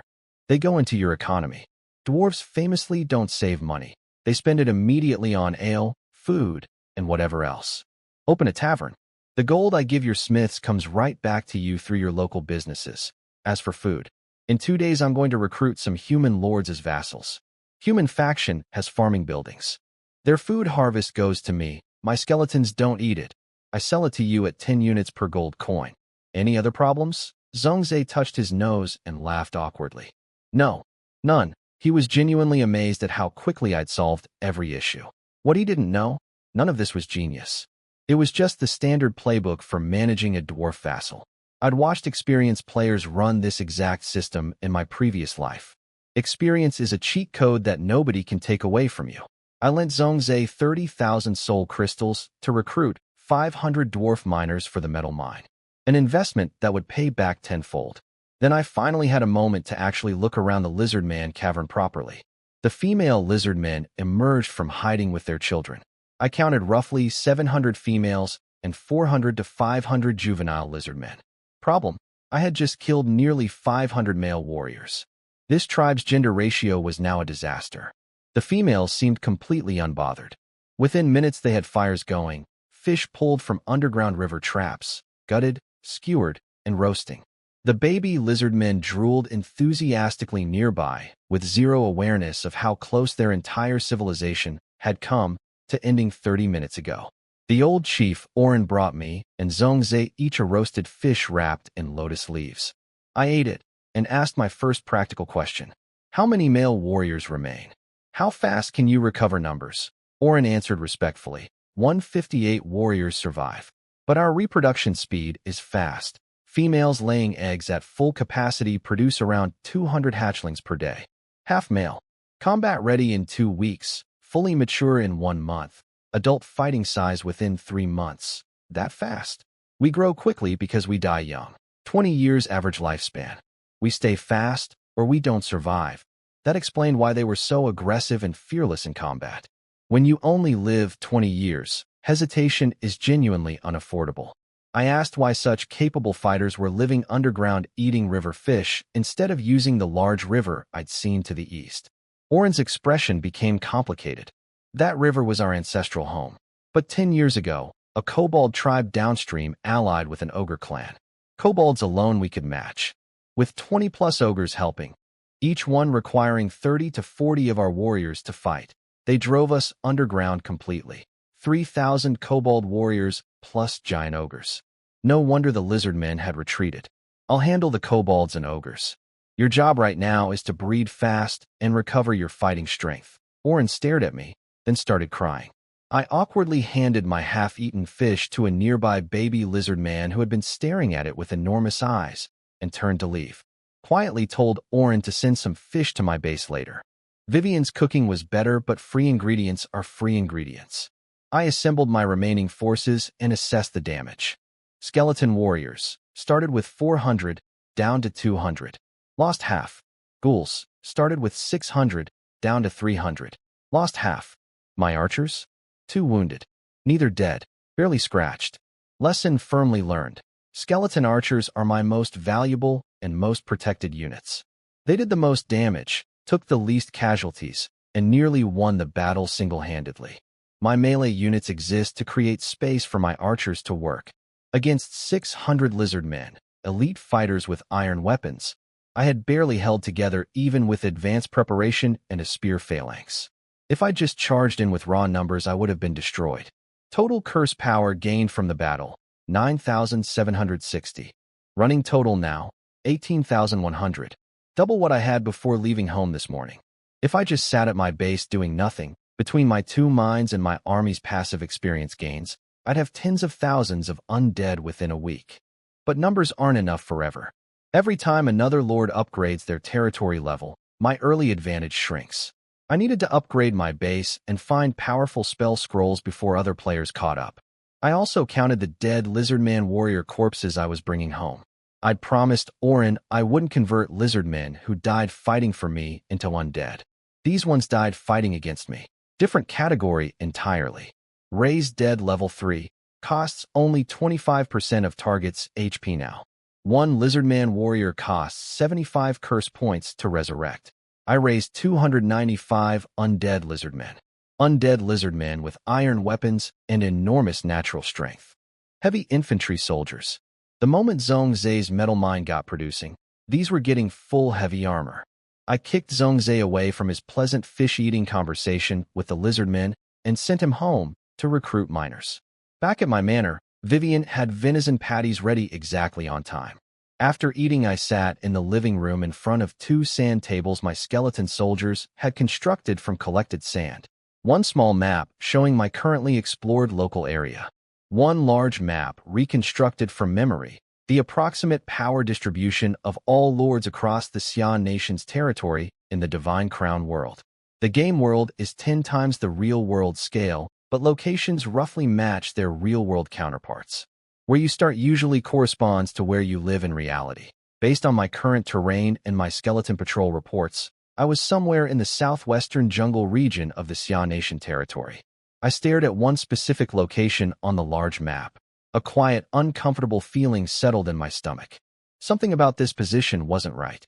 The next 2 days were quiet. I'd already cleared every small monster camp within range, so I sent juvenile lizardmen out as scouts. 2-week-old ones barely the size of 11-year-old children, combat useless but fast runners. Any lord spotting them would assume they were random wandering wildlife. Nobody would suspect they were MY intelligence network. Scouting radius extended to 10 kilometers. Still no other lord territories found besides Zhongzhe. Fine. Time to deal with the cobalt problem downstream. I personally scouted the river. Found the cobalt settlement. Dense tree houses packed together. Hunting parties moving constantly in groups of 2 or 3. Orin's intelligence was outdated. This wasn't 3,000 warriors. This was significantly more. Plus the ogres living among them. 30-plus individuals, 3 to 4 meters tall, single eye, massive tusks, wielding clubs the size of small trees. 12 kilometers from my base. A ticking bomb I couldn't ignore regardless of the lizardmen's river access issue. I started quietly backing away and calculating odds. My current available forces, 480 undead lizardmen, under 400 skeletons, roughly 1,000 ghouls minus 400 needed for resource collection, under 1,500 deployable units against at minimum twice that number plus giant ogres. The math was uncomfortable. Then a system notification appeared. Monster Siege event activated, Kobold Rage. The Kobold tribe has detected your aggression. They are preparing to attack your territory. Attack commences in 10 hours. I stopped walking. I had been thinking about how to attack them. They had been thinking about how to attack me. We noticed each other at exactly the same time. I thought about this for a moment. Attacking their fortified settlement blind. Risky, uncertain losses. Defending MY fortified territory against attackers. Significantly better conditions. Tower defenses. Prepared positions. They come to me in known terrain. I started walking faster. Much faster. Back at base, I immediately summoned 40 psalm monks and gave the order. Build the ancient walls. 40 monks spread to their positions around the territory perimeter. Magic circles erupted from the ground simultaneously. Stone walls began rising from the earth. 5 meters high, 2 meters thick, 1 kilometer per side, forming a perfect square around my entire base with the spirit towers already positioned inside. For kilometers of wall. Under 1 hour to complete with 40 monks working parallel sections. Cost, 40,000 stone units. Nearly everything I had stored. Worth it. Then I upgraded every spirit tower to ghost towers. Defensive structures that fire concentrated purple energy beams at anything within 200 meters.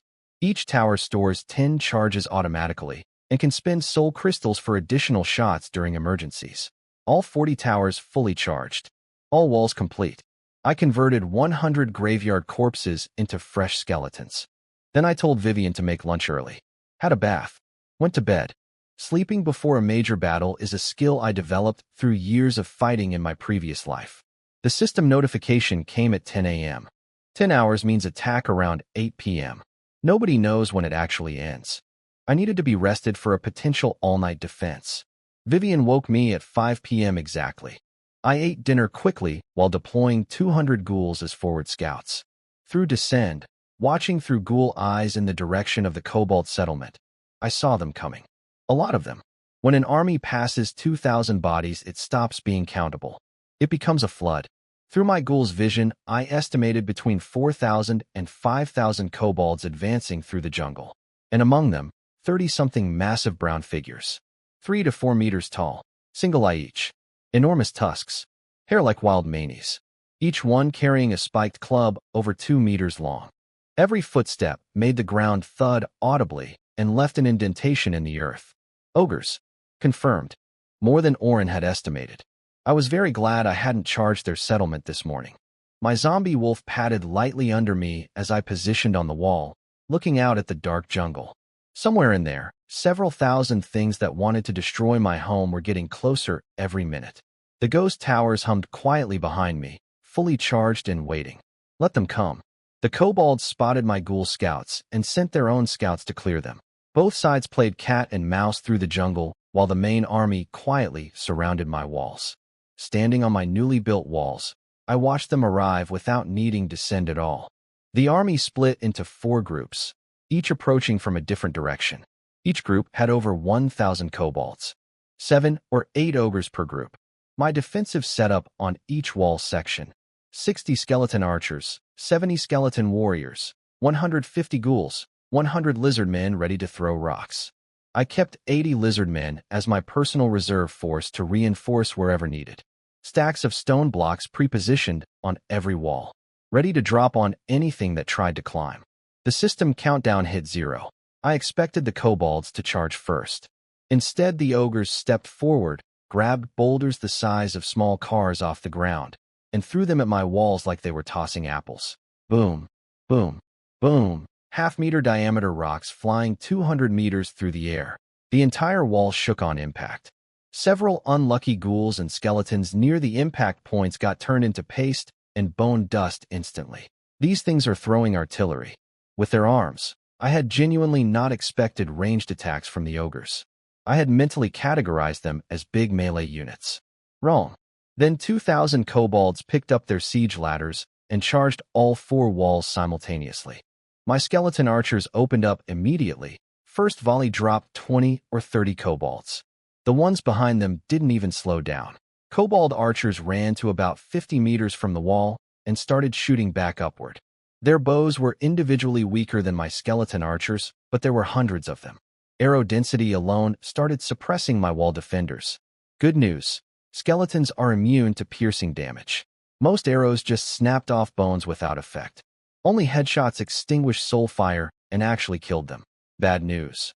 1 kilometer of wall with 60 archers is 1 archer per 17 meters. The coverage was nowhere near enough. Siege ladders hit the walls. Iron hooks caught on the battlements. Kobolds started climbing. I had my lizard men try to push the ladders over. The ladders didn't move. Too many kobolds hanging on the bottom end for counterweight. Plan B. Rocks. Lizard men picked up stone blocks and dropped them straight down. Every block killed 1 kobold climbing up. But the ogres kept adjusting their throws, getting more accurate, landing boulders directly on the battlements and killing my archers faster and faster. Gaps appeared in my defensive line. Kobolds started reaching the top. Melee began on the walls. My skeleton warriors and ghouls met the first wave of climbers immediately, bone knives and claws against kobold hammers and clubs. First wave got cut down quickly. Second wave replaced them immediately. Third wave behind that. Every kobold that died on my wall, I converted instantly with curse power. 100 new skeletons entered the fight. Then another 100. Didn't matter. The waves kept coming. My lizard men drew their massive swords and started fighting. Their strength was absurd against cobalts, each swing clearing one small enemy completely. But even lizard men started taking casualties against the endless flood. The wall fighting became a pure grinder. Units dying on both sides constantly. Kobolds pushing forward. My defenders being pushed back. Any normal siege at this point would be moving toward inevitable defeat. But I stood watching calmly and did not activate my ghost towers. Each ghost tower only had 10 stored charges before burning soul crystals per shot. Too expensive to waste on basic kobolds. I was saving them. Instead, I just watched my experience bar. Every kobold death gave me 20 experience. On a battlefield with thousands dying every minute, my experience bar was visibly climbing in real time. 20, 20, 20, 20, 20. The notifications stacked so fast they blurred into each other on my screen. My walls were getting overrun. My defenders retreating. The battle looked like it was going badly. From outside, chaos and losing ground. From inside my head, a progress bar filling steadily towards something I had been waiting for since the fight started. The purple light flashed. Level 10. Level 10 hit, and I spent the skill point immediately. Death Frenzy Level 4. All units 25% attack speed and movement speed. Then 24,200 curse power refreshed simultaneously. I raised both hands. Every kobold corpse on my walls opened red eyes. Over 500 fresh skeletons stood up, on top of the walls, among the enemy, right where I needed them most. The balance on the battlements flipped instantly. My undead started pushing the kobolds back toward the ladders. Down in the enemy camp, the kobold chief who had been celebrating 10 seconds ago started frantically organizing his reserve force of 1,500 kobolds. Can't let them get pushed off the walls. The ogres had stopped throwing boulders during the wall melee. Too many of their own kobolds mixed in to throw safely. Now with the situation changing, the kobold chief ran to the ogre leader begging for direct assault.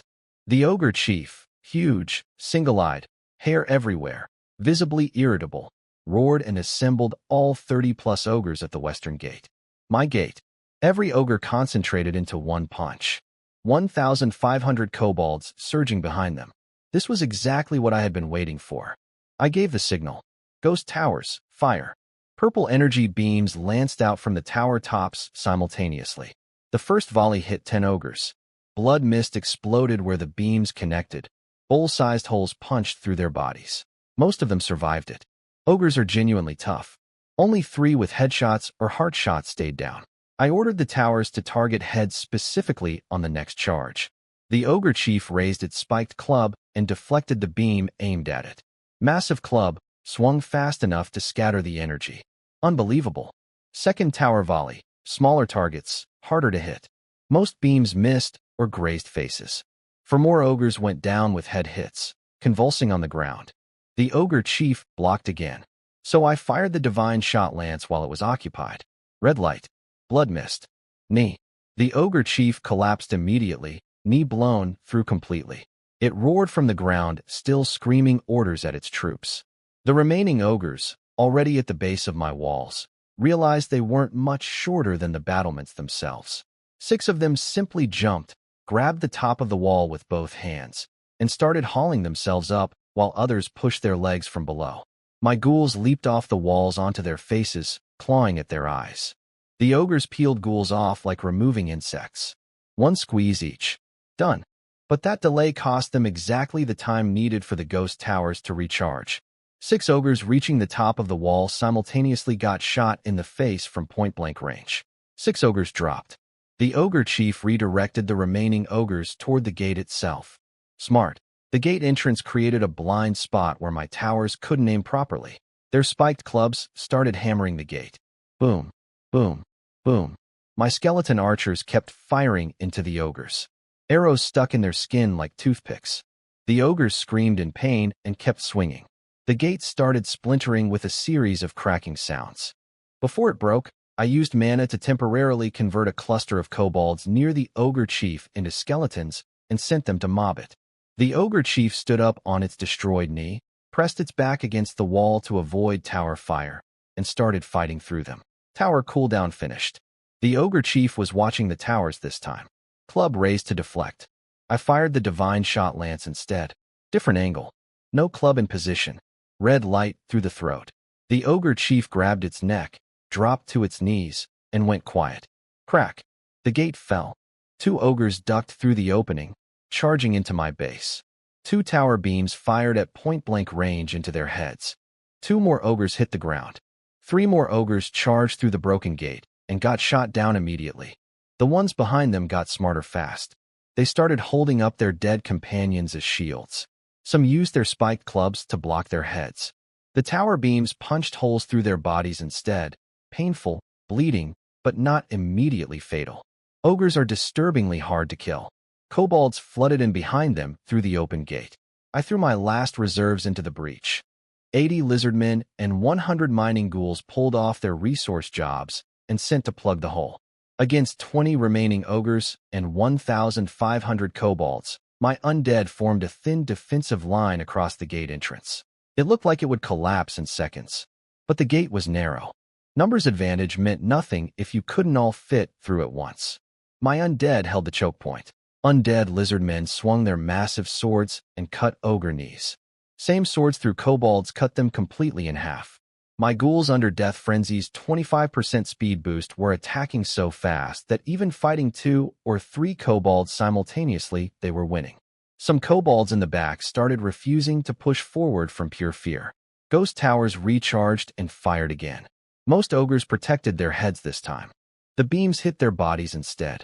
3 more ogres went down from accumulated damage anyway, their wounds finally catching up with them. Ogre casualties mounting. Kobold morale cracking. The assault lost momentum. Meanwhile, my walls had been completely retaken. 200 skeleton archers stood on the battlements, shooting downward into the packed mass of kobolds and ogres stuck at the gate entrance. From that height, that range, they basically couldn't miss. I cast skeleton transformation on 500 kobold corpses outside the walls. 500 new skeletons rose and attacked the back of the crowd that had been attacking my gate. Caught between skeleton archers shooting from above, my melee units blocking from the front, and 500 new skeletons hitting from behind, the entire attacking force was trapped in a box. I sent 500 skeleton warriors from the walls down to reinforce the gate. The pressure immediately dropped.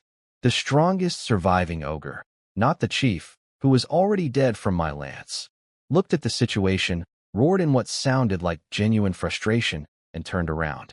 Retreat. The ogres smashed through my pursuing skeletons on the way out. A single ogre club swing sent multiple skeletons flying like bowling pins. Their sheer size let them break out even badly wounded. I let them go. Those 500 skeleton pursuers were always expendable. But the ghost towers fired twice more during their retreat. 7 more ogres dropped permanently. The kobold chief blew the retreat signal. All 4 sides of the attack collapsed simultaneously and pulled back 5 full kilometers, clearly worried I'd pursue. When the dust settled, I walked the battlefield. 14 ogre bodies still showing signs of life, including the chief with the lance hole through its throat. Ogre HP values were enormous. The chief alone had 4,200 HP. At 1/4 cost for raised dead, 14 ogres drained my entire remaining 11,000 curse power completely. 10 more ogre corpses I couldn't afford to raise yet. Left them for after midnight, when curse power refreshes. I checked my stats. Curse power, 450/41,350. Almost completely empty.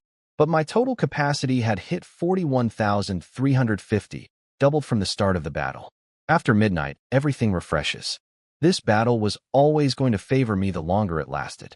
The surviving ogre warrior, named Boluin, the tribe's second strongest, led the remaining 8 ogres away from the kobold camp entirely.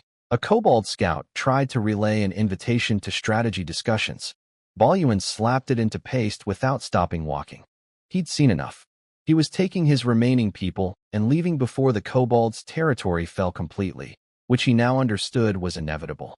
The kobold chief watched them leave, confused. His tribe had only lost 1,500 fighters.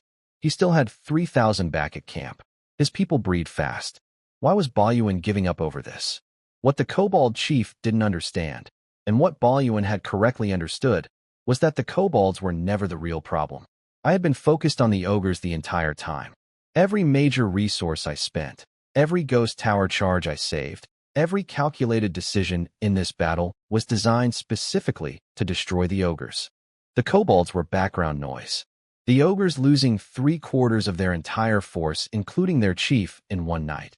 That was the point. The kobolds just didn't know it yet. After the battle, I took stock of surviving forces. Skeletons, roughly 1,000 remaining, majority now archers. Ghouls, under 300 from the original 700 deployed. Undead lizardmen, still 300 plus, surprisingly intact given how hard they fight. Most importantly, my original early skeletons had accumulated enough combat experience during the siege to upgrade again. The new tier was called Skeleton Champions. Visibly bigger bones, chest armor made of thick white bone with a diamond-shaped spike in the center, skull shoulder plates, war axe, and bone shield. These actually looked dangerous instead of just creepy. Skeleton archers upgraded to skeleton longbowmen. Longer bows, over 100-meter range, genuinely threatening at distance. And then there were the 14 undead ogres slowly standing up across the battlefield. I stared at them with some genuine satisfaction. Fresh from being the most terrifying things attacking my walls, now mine. The ogre chief included, the one I'd lanced through the throat. Still an ogre. Now my ogre. 10 more ogre corpses I couldn't afford to raise yet. Curse power depleted. Save them for midnight refresh. I sent 300 ghouls back to mining and logging. Ordered the cave dungeon to start producing more. Then sat in my manor sipping ale until midnight. Curse power refreshed. 41. 350/41. 350. I raised 900 more skeletons from the leftover kobold and ghoul bodies on the battlefield. Then I assembled 1,900 skeletons, 300 undead lizardmen, and 10 undead wolves for a night raid. The food ogres stayed home. Their footsteps sound like war drums. A night raid with ogres is just a loud frontal assault. My undead army moved silently through the dark jungle under moonlight. White bones visible in the silver light, making no sound at all. The kobolds had posted scouts.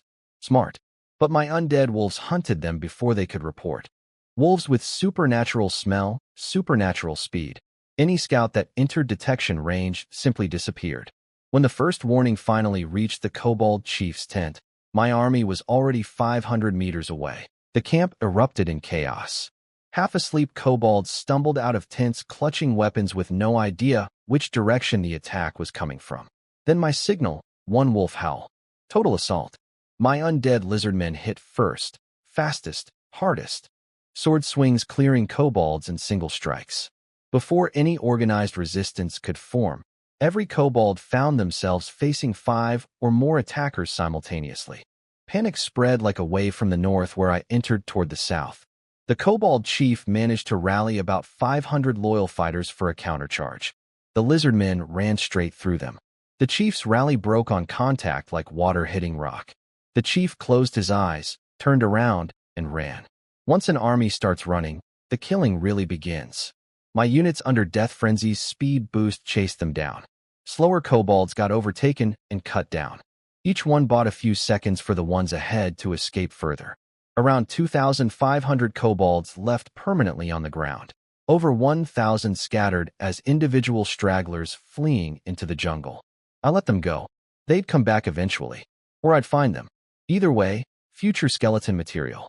System notification, monster siege repelled. Evaluation, S grade. Reward, rare undead unit, Rage Wraith. I pocketed the unit scroll. Rage Wraiths are powerful early units, but require a level 2 base to produce. Save for later. Killing 2,500 kobolds generated nearly 50,000 experience points. Combined with my existing total, more than enough to level up twice over. But I still had curse power remaining, so I waited. Raised 1,200 more skeletons from kobold corpses first. Spent everything down to almost 0. Then leveled up. Level 11. Stats at level 11 with the Demon God Talents Amplification. HP, 5,100. Mana, 4,650. Intelligence, 738. Strength, 246. Agility, 244. Curse power, 66. 240/66, 240. The numbers had become genuinely absurd. Demon God Body passive adds 10 stat points per 1,000 curse capacity, and my capacity had grown to 66,000. Then 2 system messages appeared. You have reached level 11. Leveling up will no longer refresh HP, mana, or curse power. Curse power stacking unlocked. And use daily curse power carries over to the next day.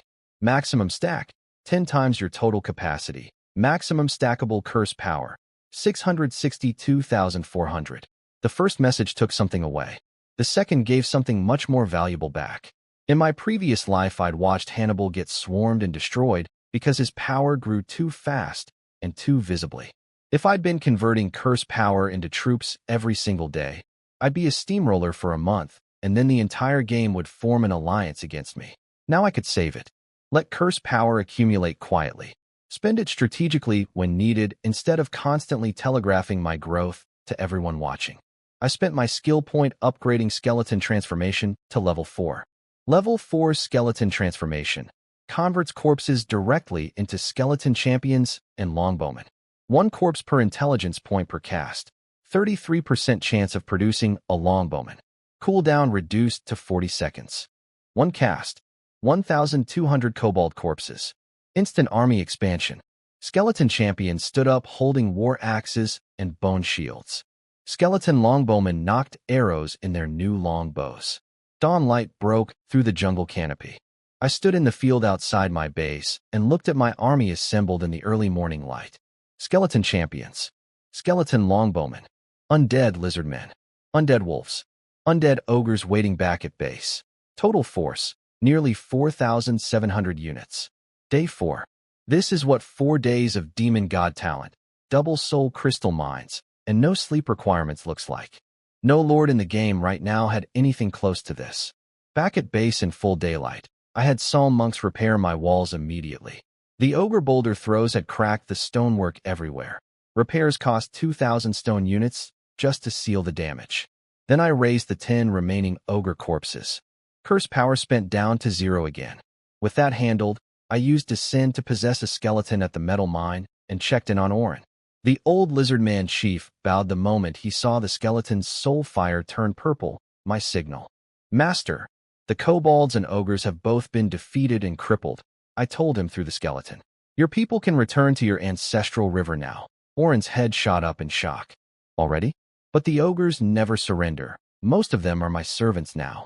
You'll meet them soon. A long pause while Orin processed what that meant. Then he prostrated completely. Please allow us to return immediately. Our tribe will provide you with endless loyal warriors. Orin's loyalty, 10. Now at 90. Go. And send me some fish when your river fishing gets going. Yes, master. I released Descend. The skeleton went silent. Orin was already running to find Isaka before I'd fully disengaged. Somewhere in that mine, an ancient lizardman chief was grabbing his best warrior's arm with tears in his cloudy old eyes, shouting that they were finally going home. A message notification from Zhongzhe, boss, first batch of 1,000 swords finished. Nikol's bringing them over now. I sent him 200 gold coins with a note to buy his craftsman drinks. 20 minutes later, Nikol arrived with 5 carts. 200 swords per cart. Every blade still warm from this morning's final tempering. Zhongzhe had personally supervised the overnight work to hit the deadline. I pulled one out and tested the balance. Excellent. Dwarf forged quality was immediately obvious compared to anything human faction blacksmiths produced. The economics worked out beautifully. Zhongzhe's 400 dwarf miners were running day and night in 2 shifts, producing 28,800 metal units daily. Half came to me as tribute, 14,400 units per day. More metal than I could spend. His territory prosperity from the mine was generating 100 new dwarf population daily. New dwarves went straight to the blacksmith. The operation was self-expanding. 1,000 swords cost me 3,000 metal and 1,000 gold in craftsman wages. Worth far more than that. I put all 1,000 swords into my inventory and opened the trading market. Dwarf-crafted iron swords. Compatible with militia and swordsmen. 15 gold each. No bargaining. Stock, 1,000. The regional channel exploded within seconds. Big Lord is selling equipment. How does he already have a metal mine? Mine is guarded by hundreds of elite monsters. Bought 20. The craftsmanship is incredible. Durability is insane. 15 gold is actually cheap. Don't say it's cheap if you're buying them all. I stepped away for 5 minutes and missed everything. Why? Replace your militia spears while stock lasts. Human faction troops look embarrassing otherwise. Under 1 minute. Every sword gone.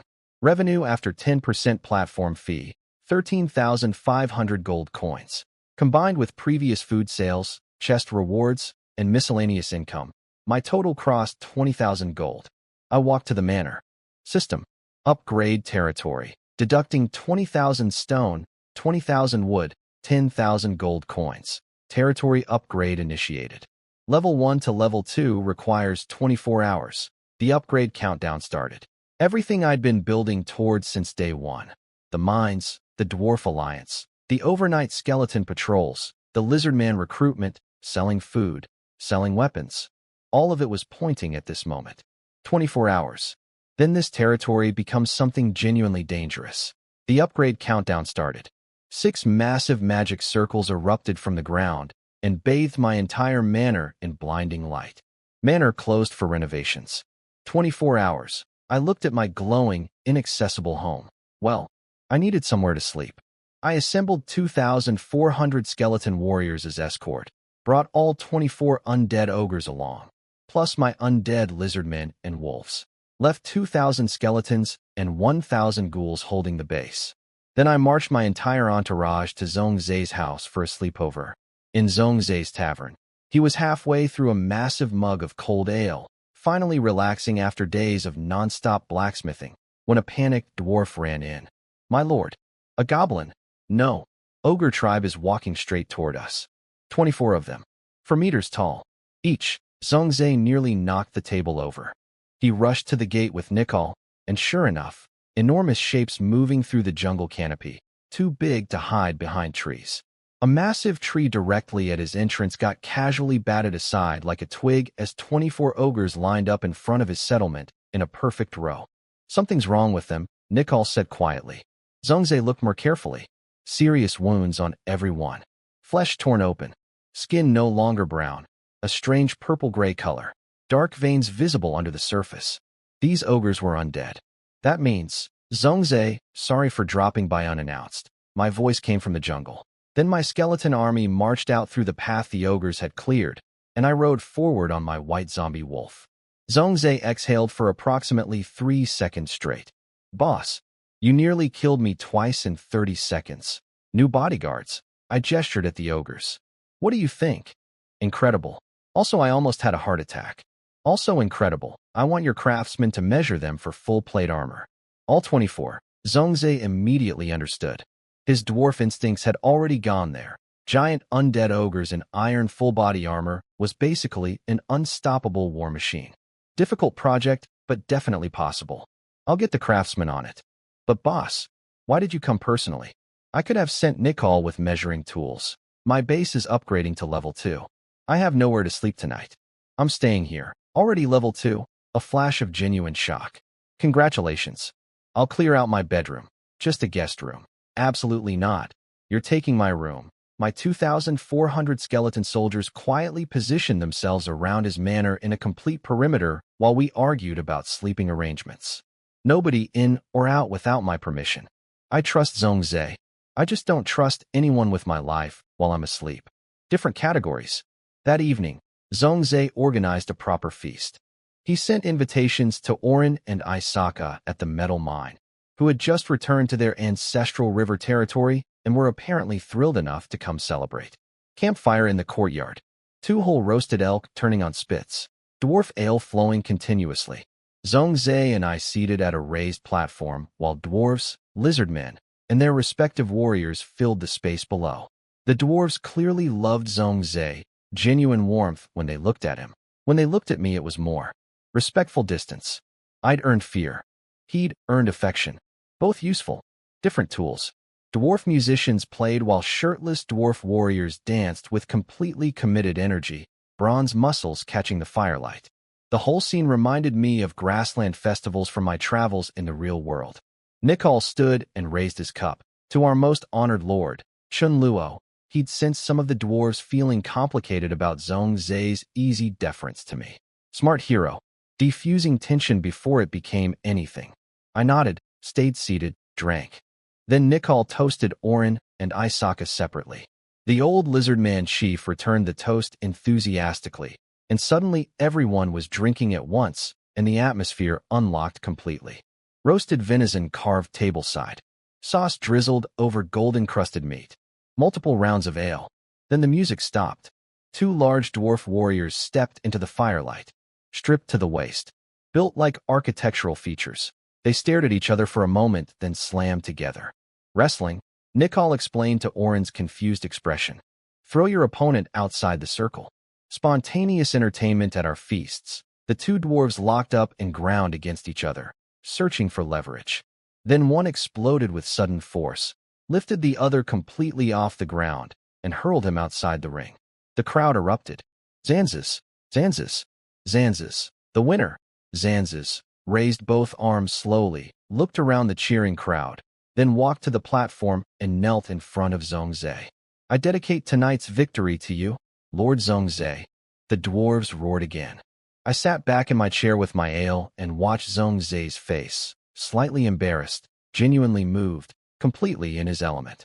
Somewhere out in the jungle my base was glowing with upgrade light. Tomorrow, everything changes.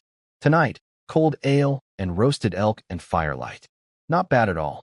The wrestling winner, Zanzas, knelt in front of Zhongzhe, dedicated his victory to him, then slowly turned and extended his hand toward me with a challenging look. I would be honored to test myself against Lord Chun Luo. Every conversation in the courtyard stopped simultaneously. Zhongzhe's face went through 5 emotions in 2 seconds. He immediately told Zanzas to sit down and stop being ridiculous. Zanzas didn't move. Nikal stood up and called for guards to remove him. Zanzas waved the guards off, and they hesitated. He had enough status among the dwarves that nobody wanted to just grab him. He looked at me calmly. If my lord declines, I will withdraw immediately. I only ask for a clear answer. Beautifully executed trap. Accept, and I lower myself to wrestling a random soldier. Decline, and every dwarf present thinks their lord's boss is afraid of a fist fight. One of Orin's lizard men started to stand up to offer himself as my substitute. I started laughing. Not a polite chuckle. Full genuine laughter, head back, hand on my stomach, until my eyes watered. Everyone looked at each other completely confused. Why is everyone so tense? I said when I recovered. Zanzas just wants to spar. Good timing, actually. I need to walk off all this ale. I looked at Zhongzhe. Help me with my robe. The phrasing was completely deliberate. The tone of an emperor instructing a long-time attendant. At this moment in this setting, in front of his own people, Zhongzhe couldn't refuse without it meaning something. He didn't even hesitate. Of course. He hurried over and helped me out of my robes. The courtyard went quiet in a different way. Under a loose mage's robe, nobody had expected what was actually there. The demon god body passive converts curse power capacity directly into physical attributes. And at 66,000 curse capacity, my strength was 246 points and agility 244. High strength builds muscle mass. High agility keeps it proportional instead of just enormous. The result, in firelight, was the kind of physique that makes conversations stop. Zanzas, who had planned this whole evening around the assumption that I was a frail mage, stared and swallowed visibly. But he had no exit. He stepped into the sand circle. Come on then, I said. He charged like a rhinoceros, shoulder lowered, full weight, zero hesitation. I held up one hand and caught him. He stopped. Completely. Not a millimeter of forward progress despite driving with everything he had. I was holding him back with one arm. His face turned dark red with effort. My expression didn't change. His strength attribute was probably under 50. Mine was 246. This wasn't a contest. This was arithmetic. I let go. The sudden absence of resistance sent him stumbling forward, nearly out of bounds on his own momentum. The crowd cheered. Not for him this time. Zanzas came again, smarter now, reaching to grab me instead of charging. If he could lift me, my strength advantage disappears. Wrestling rules, no strikes. His hand closed on air. I caught his wrist, stepped behind him, and twisted his arm into a reverse lock. He threw his other fist at my head anyway, rules forgotten in frustration. I swept his knee. He went down kneeling. I looked at him from above. Still not done, he struggled. I stepped on his shoulder. Crack. Dislocated.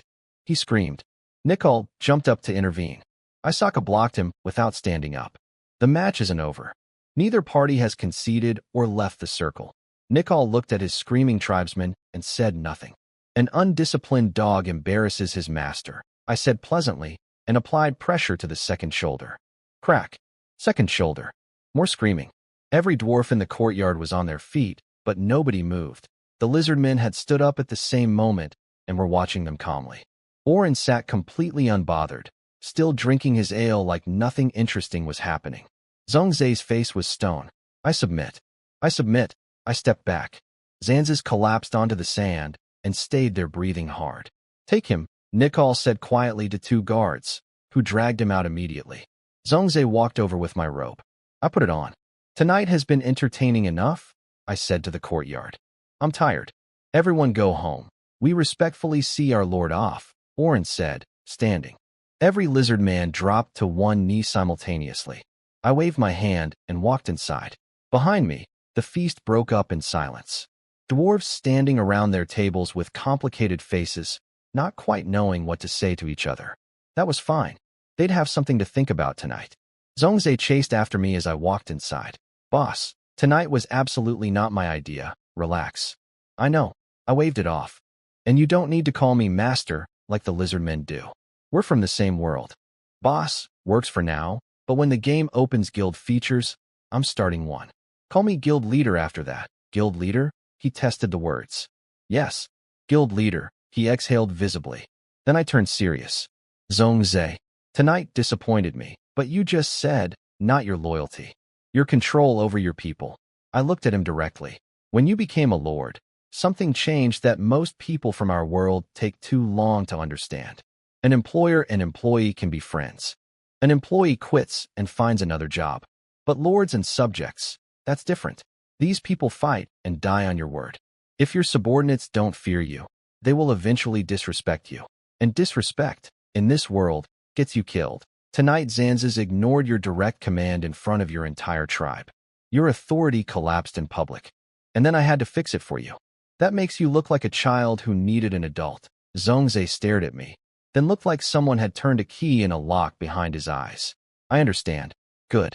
Don't make me say it again. He nodded, and for the first time looked at me with something that wasn't just fear, a small amount of genuine respect. Thank you, guild leader. I patted his shoulder and walked to my room. Once my back was turned, I smiled quietly to myself. Modern person dumped into a feudal lord position with zero preparation. Of course he struggled. I was exactly the same in my previous life. The lecture wasn't punishment. It was investment. Zhongzhe was too important to leave confused about how power actually works here. Slept well. Woke up to a dwarf maid delivering breakfast on the balcony. Fried egg from some unknown bird. Crispy bread. Seasoned roasted meat. A small jar of honey. The honey was a clear apology gift. Someone had to climb a tree and fight bees for that. Zhongzhe was saying sorry without saying sorry. I appreciated the style. While eating, I watched the courtyard below. A crowd of dwarves had formed a circle. In the center, Zanzas was tied to a tree. Zhongzhe stood in front of him, voice quiet, but carrying clearly across the silent space. For disrespecting your lord and insulting an honored guest, 30 lashes, the sound of the whip. Zanza screaming. Every dwarf watching in complete silence. I ate my honey bread and nodded approvingly. Fast learner. After breakfast, I went to check on the ogre armor project. The dwarf craftsmen had built a special elevated platform so they could work at ogre body height. The undead ogres lay still on the ground being measured with absolute patience. Isaka walked behind me. Orin had gone home overnight to manage the lizardman migration back to their ancestral river, but he'd left his best warrior as my personal guard. Unnecessary protection-wise, but it demonstrated the tribe's current loyalty very clearly. Isaka watched the undead ogres, his tribe's most feared ancient enemies, calmly cooperating with dwarf measurements. His expression was complicated. Zhongzhe came over. Can they actually make the armor? He smiled awkwardly. Normally this scale of heavy armor isn't something achievable at this stage. But my talent spawned a level 5 master blacksmith 2 days ago. Design is basically complete. Timeline and cost? 10 to 15 days minimum. 1,000 metal units per suit, 200 gold. 24 suits, 24,000 metal and 4,800 gold total. Do it. Payment on delivery. Make another sword batch first, so I have selling income. Then I turn to Isaka. One suit for you too. Isaka immediately dropped to one knee and declined. No merit. No accomplishment worthy of such a reward. I pulled him up. A sharp blade wastes no time. A warrior properly equipped saves more lives than 10 unarmored ones. I want this armor soaked in enemy blood, while keeping my best fighter completely unharmed. Isaka's eyes got suspiciously bright. Isaka's loyalty 5, now 90 out of 100. I noted the number with satisfaction. Genuine loyalty now. At 90, he wouldn't betray me even if I did something that disappointed him. The craftsman measured Isaka and gave a price, 300 metal and 100 gold for his size. I told them to make his suit first before the ogre sets. I said goodbye and marched my army home. Still a kilometer from my base, the system chimed. Congratulations, your territory has upgraded to level 2. First undead lord to reach level 2. Reward. Mysterious pyramid blueprint. First lord of all players to reach level 2. Reward. Epic grade hero summon scroll. World announcement incoming. Congratulations to Lord Chunluo.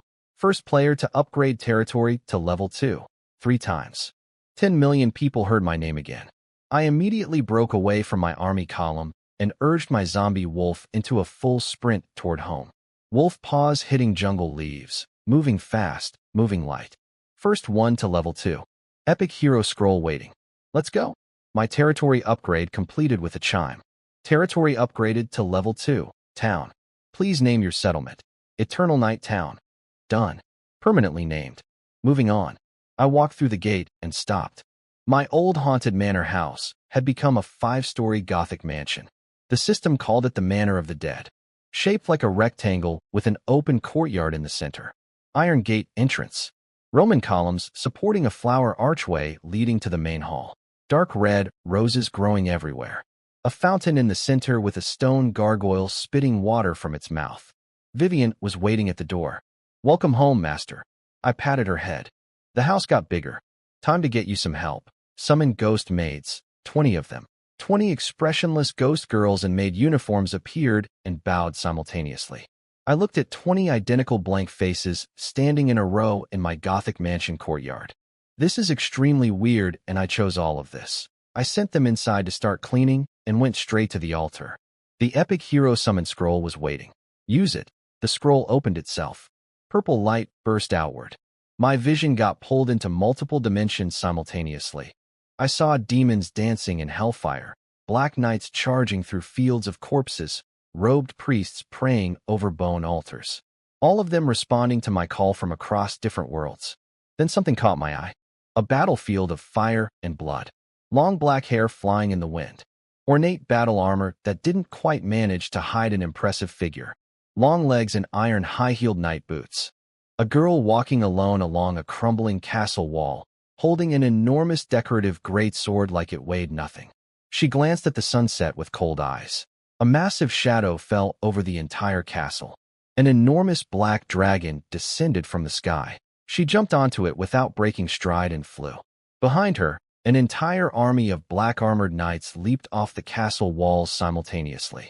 Individual dragons, 3 to 4 meters each, swept in from all directions to catch their riders mid-fall, forming up behind her in perfect formation.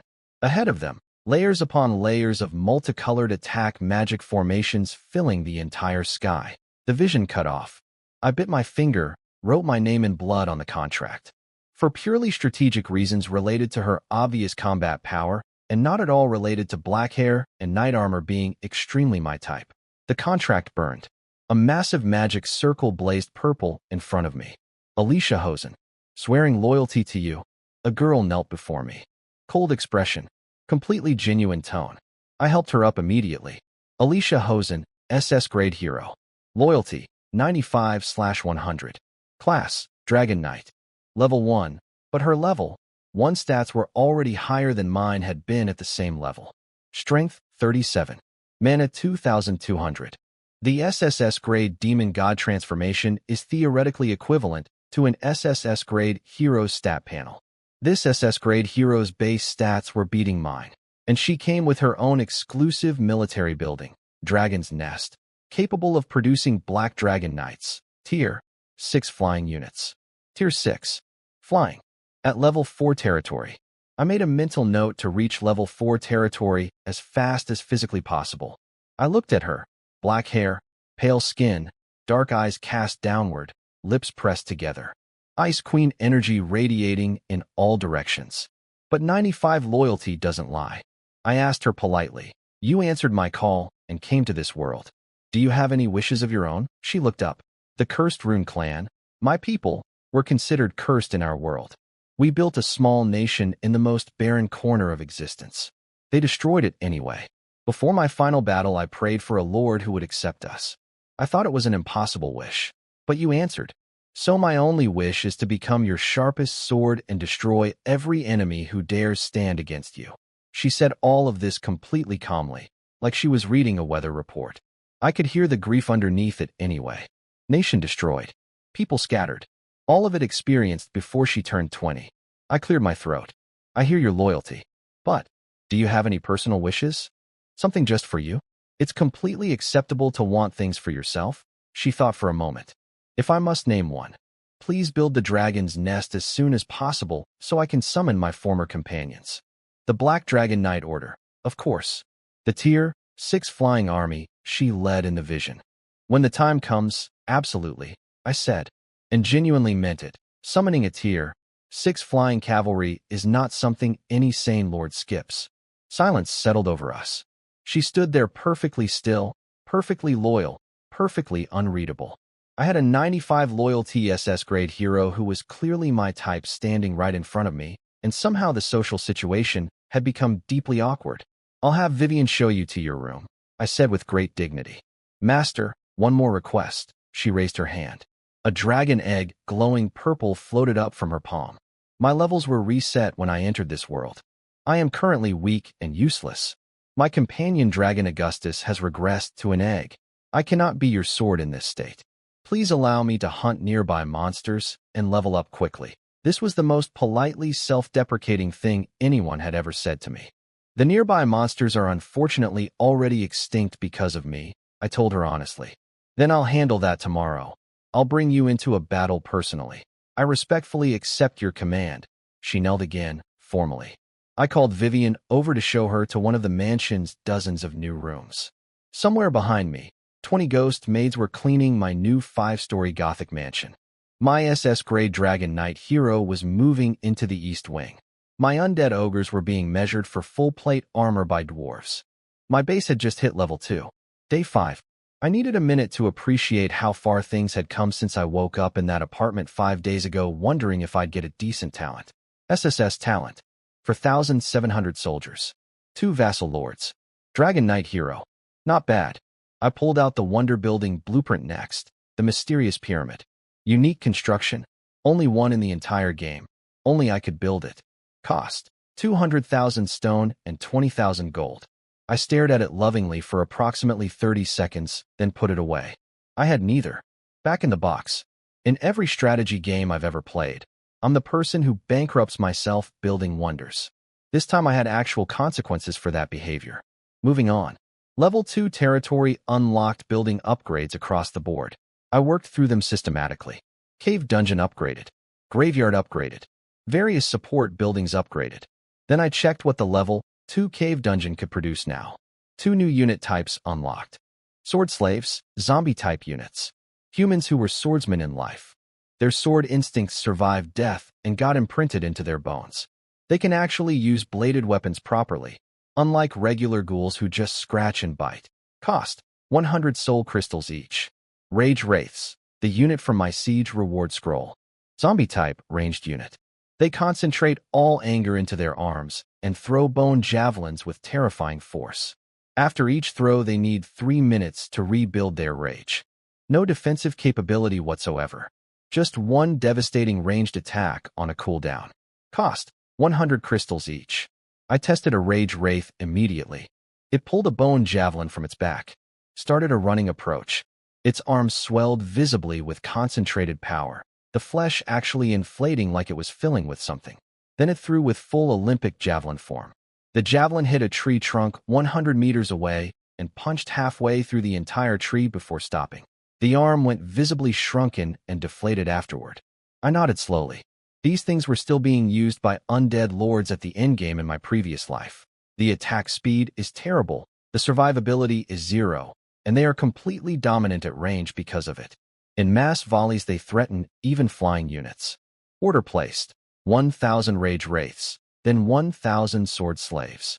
My soul crystal reserves could handle it. 2 mines producing 57,600 crystals per day, plus Zhongzhe's tribute. Over 200,000 crystals in storage. Level 2 graveyard unlocked 2 tech upgrades. Bone hardening for skeleton-type units, and iron skin for zombie-type units. Both increase physical defense across those categories. 5,000 crystals each. Researched both immediately. The graveyard also expanded to 1,000 coffins, refreshing 100 corpses per hour. I converted the 1,000 fresh corpses into skeletons with today's curse power. Skeleton army, 5,700. Then I had an idea. I opened the trading market and posted, buying any corpses. 1 gold per body. Minimum purchase 100 units. Currently seeking 500.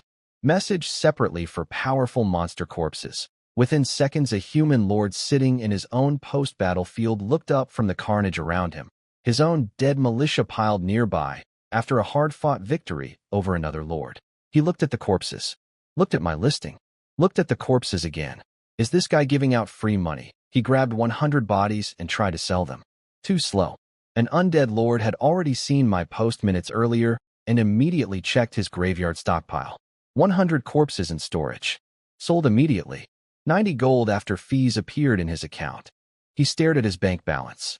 His graveyard refreshed 100 bodies every 10 hours.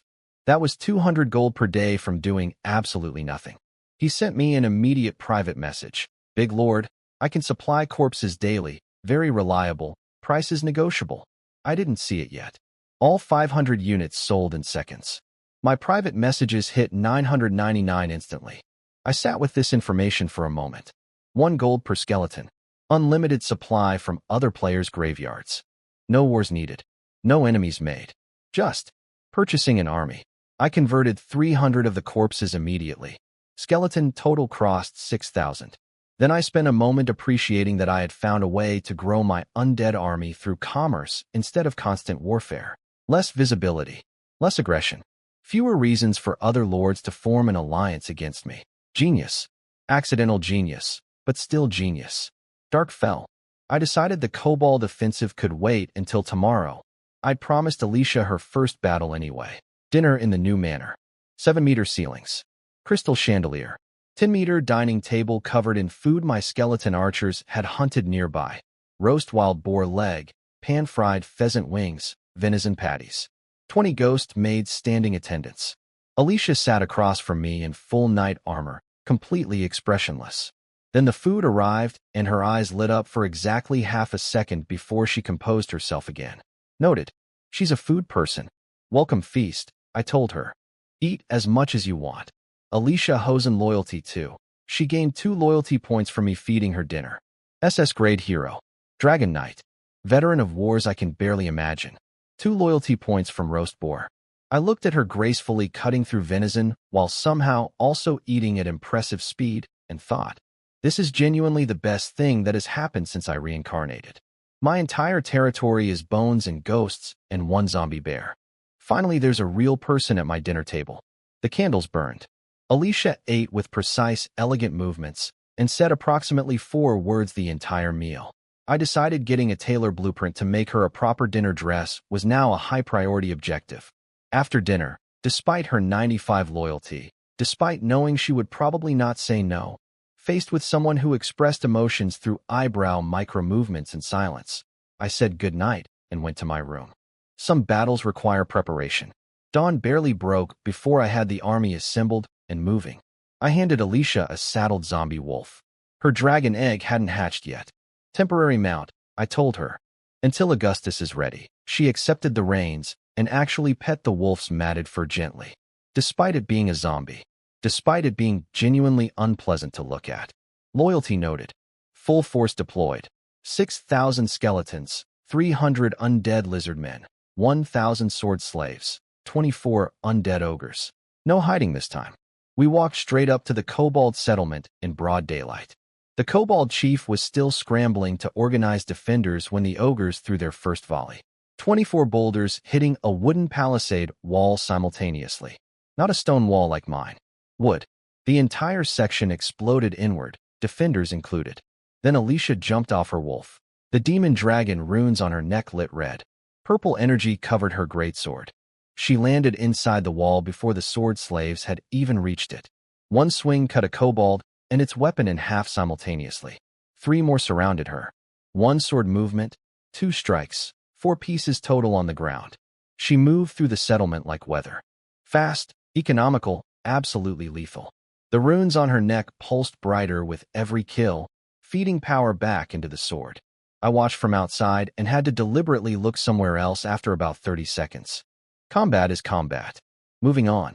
The sword slaves arrived shortly after, bone swords drawn. Their fighting style was completely different from regular ghouls.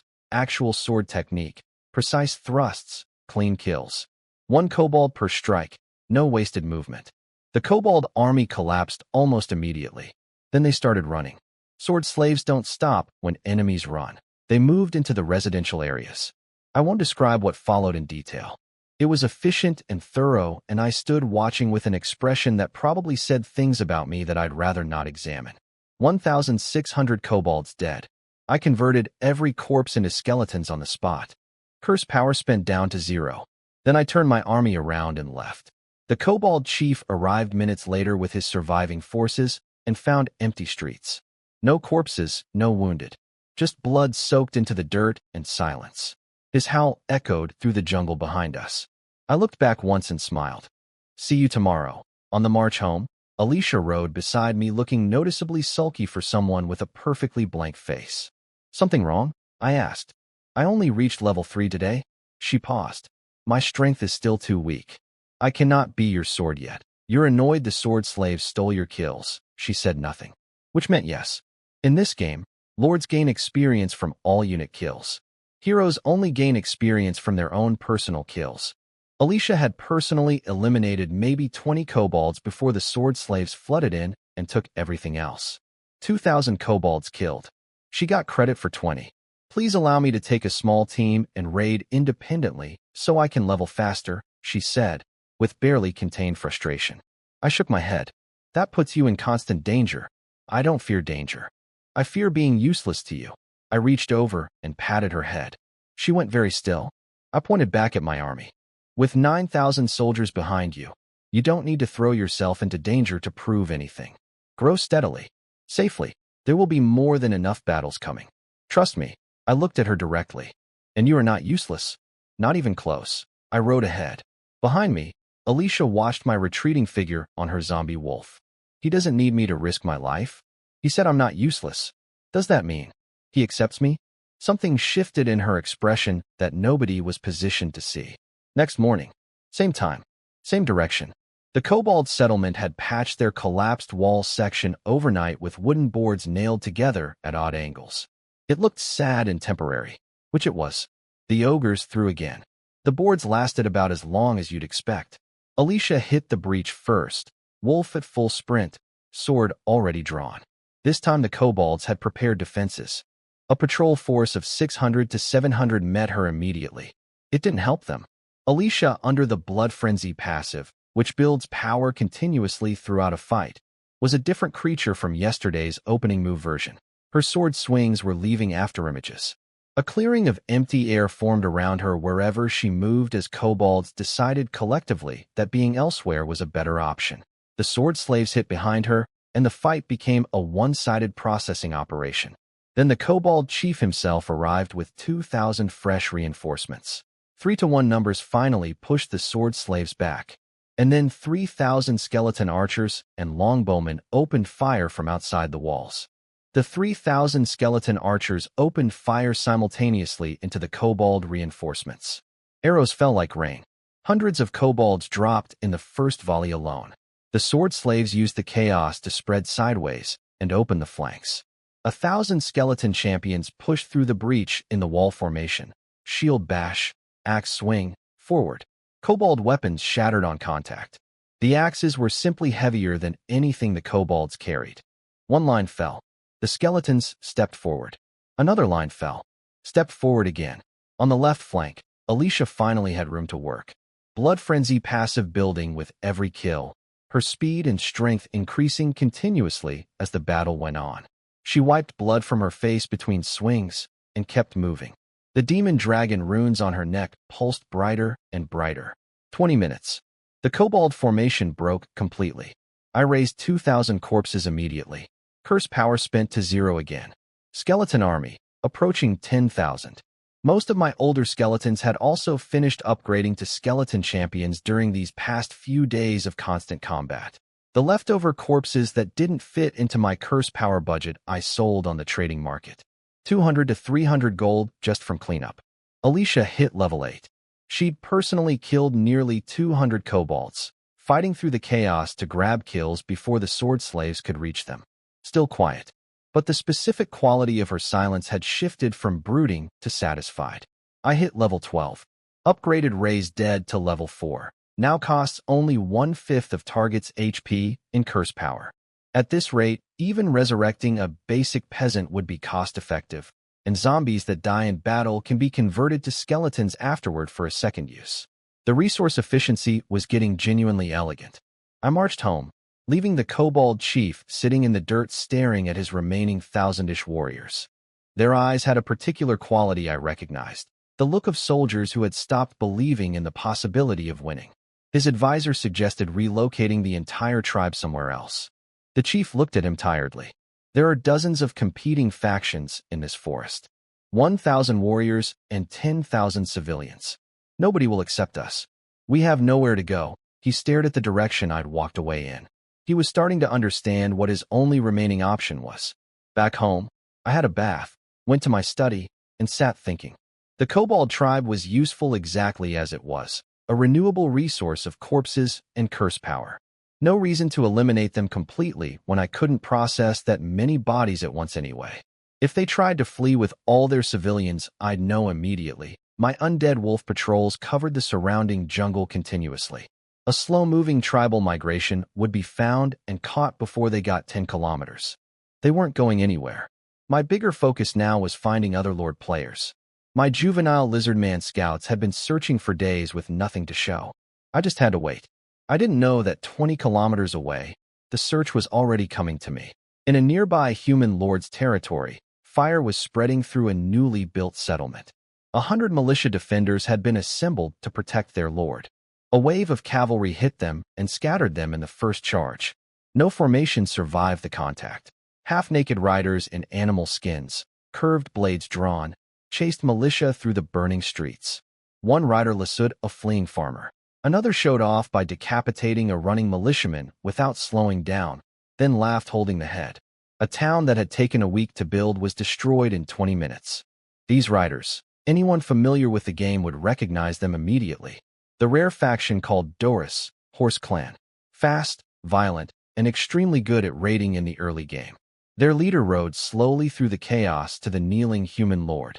The lord was shaking so hard, he could barely stay upright. Big boss, spare me. I'll never oppose you again. I swear. I'll be your dog. The Horse Clan chief was enormous. Long braided hair. Blood-colored war paint covering his body. He had the specific energy of someone who had never once in his life wondered whether he was intimidating. He raised his curved blade without hesitation. The lord's head hit the grass. The chief's horse nudged it lightly with one hoof. The gold mine we found is guarded by at least 2,000 elite monsters, the chief announced to his riders. We can't waste our warriors on that. We need enough two-legged sheep to absorb the casualties first. He looked at one of his guards. Take this head.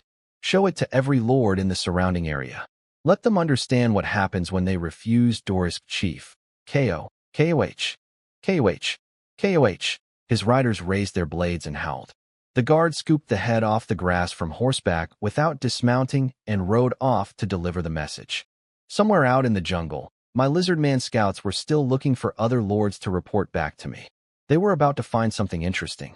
That afternoon, I opened the regional chat while relaxing on my balcony. The channel was chaotic as usual. Guys, There's a barbarian player in our region who's killed 6 or 7 lords in 2 days. Wait, killing other players is allowed? Above poster is new. Yes, obviously. Check the dead list at the bottom of the player roster. Already over 100 gray names in our region of 10,000. This game is scary. Little sister doesn't want to play anymore. Green tea, get out. I closed the chat. So other lords had started eliminating each other. Still mostly weak early game fights between disorganized militia forces. Nobody had real armies yet, but the pattern was starting. 1 month from now, when everyone returns to reality and capital starts flowing in, that's when things get genuinely brutal. Right now it was still village brawls with farming equipment. I had a near 10,000 unit army. The gap between me and everyone else was enormous and growing. My main concerns at the moment: finding more lords to recruit or subjugate, locating a gold mine, and figuring out my position on the larger map so I could plan properly. On the resource side, I'd been flooding Zhongzhe with weapon orders. Iron swords for sword slaves, steel war axes for skeleton champions, full armor sets for undead lizard men. Their bone weapons were embarrassing. Sword slaves had the fighting instincts of trained swordsmen. Giving them bone clubs was like hiring a concert pianist and asking them to play with oven mitts. Zhongzhe's 500 dedicated blacksmiths were running at full capacity. Not enough to handle everything at once. Rich people problems. Then a ghoul patrol near the Cobalt settlement sent me an alert through our spirit connection. The low-level instinct that lets them ping me when something unusual happens. I used Descend immediately. Through the ghoul's eyes, a single kobold walking toward me carrying a white flag. It planted the flag in the ground in front of my ghoul and spoke in perfect common language. If you have intelligence, please relay this message. I wish to speak with your master. It had no idea the ghoul's soul fire had already turned purple, meaning I was already inside looking out. Kobold, I said through the ghoul's mouth. You're already talking to him.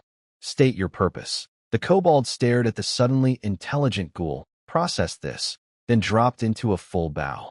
Great undead lord. I am Chief Ironhammer of the Ironhammer Kobold tribe. I beg your forgiveness for our past aggression.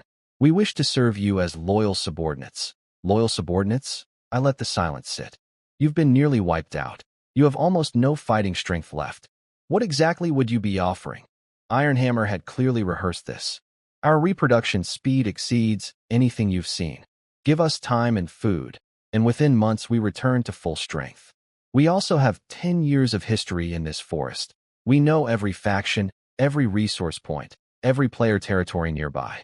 Better intelligence than your lizard men who barely left their underground cave. I said nothing. Both true points. And, most importantly, he paused for effect. There is a gold mine in the hills at the center of our territory. We control it right now. Accept our loyalty and we hand it to you immediately. I went very still inside the ghoul's body. A gold mine. Inside the kobold territory. That I had been raiding for corpses. There was a gold mine there the entire time. Ironhammer saw my hesitation and pressed further. One more thing. Kobolds do not place sentimental value on our dead. When 2 kobold tribes war, we eat the defeated. All future battle casualties and natural deaths among our elderly, we offer their corpses to be converted into your undead. However you wish to use them. I stared at him through the ghoul's borrowed eyes. This kobold just offered me their gold mine, their intelligence network, their reproduction capacity as a free army pipeline, and their corpse supply. He was negotiating with literally everything he had, including his own people's dead bodies. I could not find a reason to say no. Your sincerity is noted, I said finally. Ironhammer pressed his face to the ground. Chief Ironhammer swears loyalty to his master. D-grade hero Ironhammer has sworn loyalty. Current loyalty, 80 out of 100. D-grade hero. Terrible combat stats. Completely expected for a kobold. But 80 starting loyalty from someone I'd been massacring for days, apparently near extinction, is an excellent motivator for genuine commitment. He wasn't a powerful fighter. He was a useful tool. And right now, a tool pointing me toward a gold mine was exactly what I needed. I used Descend to possess a psalm monk and visited the kobold settlement personally, with a large sword slave escort, obviously. The kobold territory was built on a hillside. And right there, tucked inside their settlement walls the entire time, new gold mine discovered. Storage, 500,000 units. Maximum 500 workers. Production, 2 gold per worker per hour. Monthly refresh. A gold mine. Inside the territory, I had been raiding for corpses for days. I had walked past it multiple times. The kobolds had a gold mine and never mentioned it until they were nearly extinct. I stared at the entrance for a long moment. 500 ghouls deployed immediately. Psalm Monk converted it to a ghost cry vein. A smelting pool constructed on-site to process raw or into coins. Undead workers don't need breaks or wages. I watched my gold coin counter start ticking upward in real time. Power. I can feel it. Gold is power everywhere in every world. This is universal law. I messaged Zong Zay immediately. Check your messages. What's up, guild leader? Lending you 60,000 soul crystals. Scale up equipment production as fast as possible. Who are we fighting? Nobody. I have too much gold now. Taking you with me. A pause. Guild leader found a gold mine, didn't you? Correct.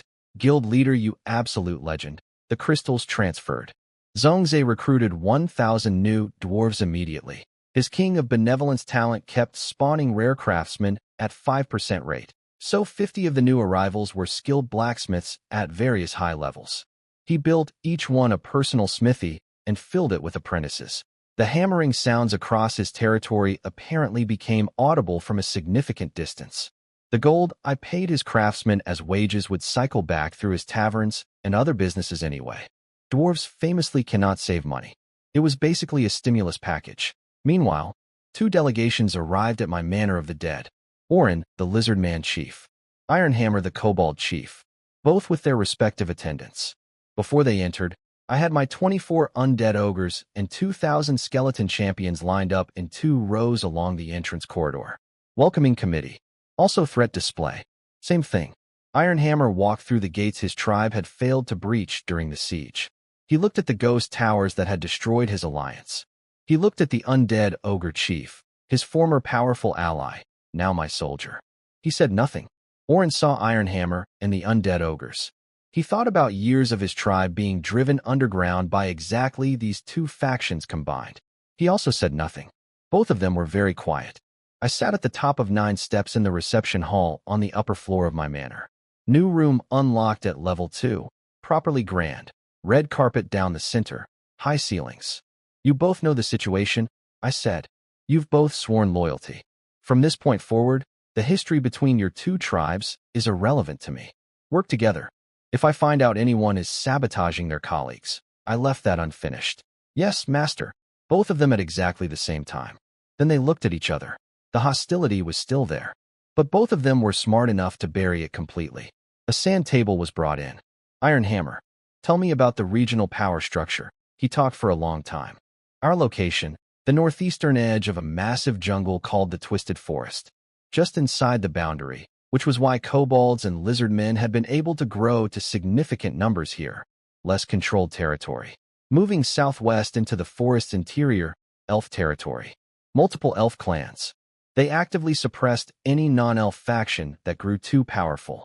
Small tribes of kobolds, goblins, gnolls, trolls existed throughout, but were kept weak by periodic purges. Tribute kept the elves manageable for border factions. West-southwest. A centaur tribe guarding a metal mine. East outer zone. A powerful ape tribe strong enough to actually resist elven pressure. North. Leaving the Twisted Forest entirely, opening into wide plains. I listened to all of it while staring at the sand table, and slowly, combining Ironhammer's intelligence with my own memory from the previous life, my exact position on the larger map became clear. My initial suspicion from days ago was confirmed.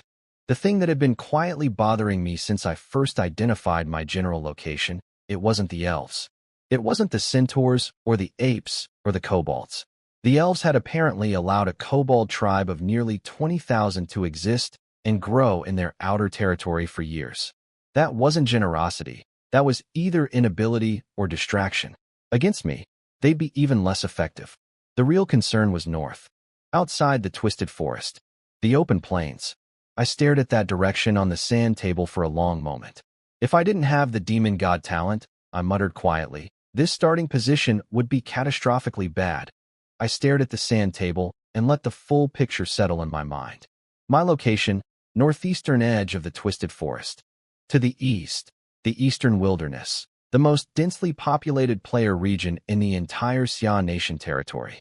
More lords, higher quality players, more resources, more conflict than anywhere else.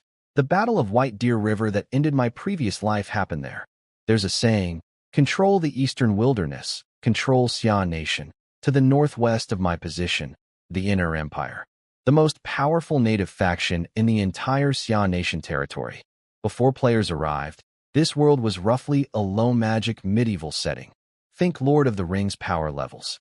The Empire's elite soldiers topped out at Tier 3 individually. Nothing special by late-game player standards. But in the early game, absolutely lethal to unprepared lords. Here's what I knew was coming. About 2 months after game start, the Empire's eastern border duke, Julius, would notice the sudden appearance of thousands of lord territories on his frontier and launch a military campaign to exterminate them. The lord's only salvation would be uniting against him, and they would eventually unite. Enough players throwing enough militia at an imperial army eventually wins through sheer numbers. Julius would get pushed back to his home city of Dragon's Fall and switch to a defensive posture. But early in the campaign, before the players organized, he needed sacrificial victims to make the lesson obvious enough to force cooperation. Guess which lords lived directly between the Inner Empire's eastern border and the eastern wilderness? The ones in the northeastern twisted forest buffer zone. My buffer zone. In my previous life, I'd watched these lords get annihilated. Their deaths were what finally scared the eastern wilderness players into working together. I was currently positioned to be one of those sacrificial victims. I took a slow breath. The campaign starts 2 months from now. I have 1 week of game time so far. Enough time, but only if I planned carefully and didn't waste a single day. Iron Hammer, I said. Present, he dropped to his knee. If I gave you 10 days to rebuild your forces, could you defeat the Centaur tribe holding that metal mine to the west? He thought about it seriously. Centaurs are strong individually, but only 500 of them. My current forces aren't enough. But if I arm and train my remaining warriors properly, I can raise 3,000 within a week. That would be sufficient. Then do it. 10 days. Bring me that metal mine. I could eliminate the centaurs myself in an afternoon. That wasn't the point. Kobolds fighting centaurs meant both sides producing casualties. Both sides' corpses would become my undead soldiers. Kobolds serving as frontline force preserved MY units for more important battles ahead. And forcing Ironhammer to invest in this mission created sunk costs. The more he committed to my cause, the harder it became for him to consider betrayal. He couldn't quite read all of my reasoning, but he understood enough to know he had no better options. The Kobold tribe will accomplish this or die trying, he said with genuine conviction. I nodded and continued. Before the Centaur campaign, send scouts west to map the faction distributions. Orin, Lizardmen scout east and north. Full coverage. The threat I needed to understand was on the northern plains beyond the forest. Julius's army would come from that direction. I needed to know what was between us before it arrived. More importantly, I needed to find potential allies and cannon fodder to position in front of my territory before the Imperial advance began. Yes, Master. Both Orin and Ironhammer answered simultaneously. Good. 7 days of game time. 2 months until the storm hit. Time to build something that could survive it. 2 more days passed quietly. My level 2 graveyard refreshed 2,400 corpses daily. My curse power sat just over 100,000. The math worked out perfectly. Convert everything, army keeps growing, no wasted capacity.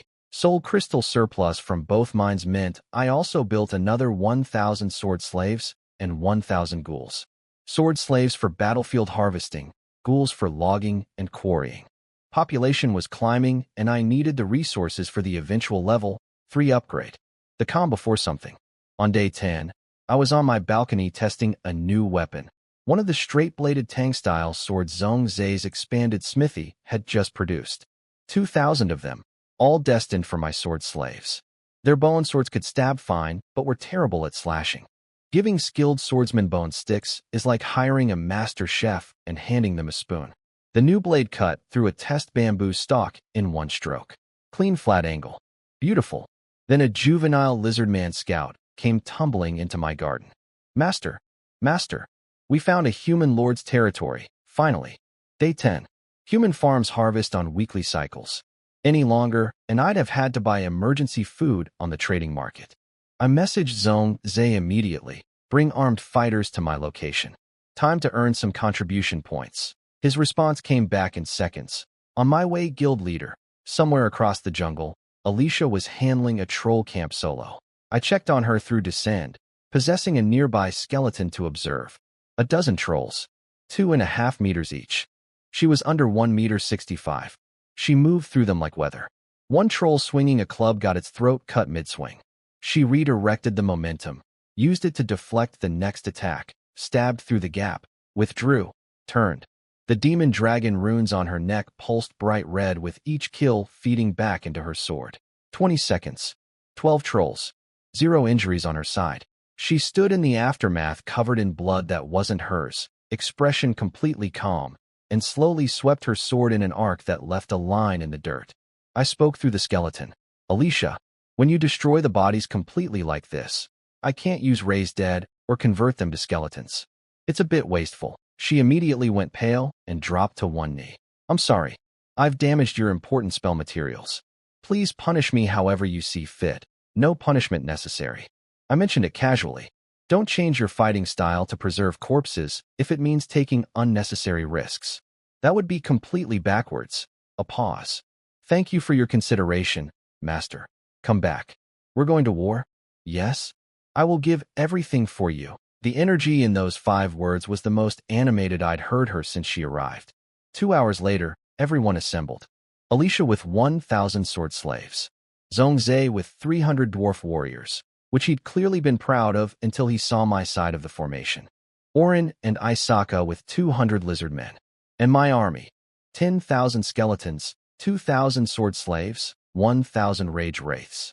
Zhong Zhe looked at the undead stretching back through the jungle, then looked at his 300 dwarves, then looked back at the undead.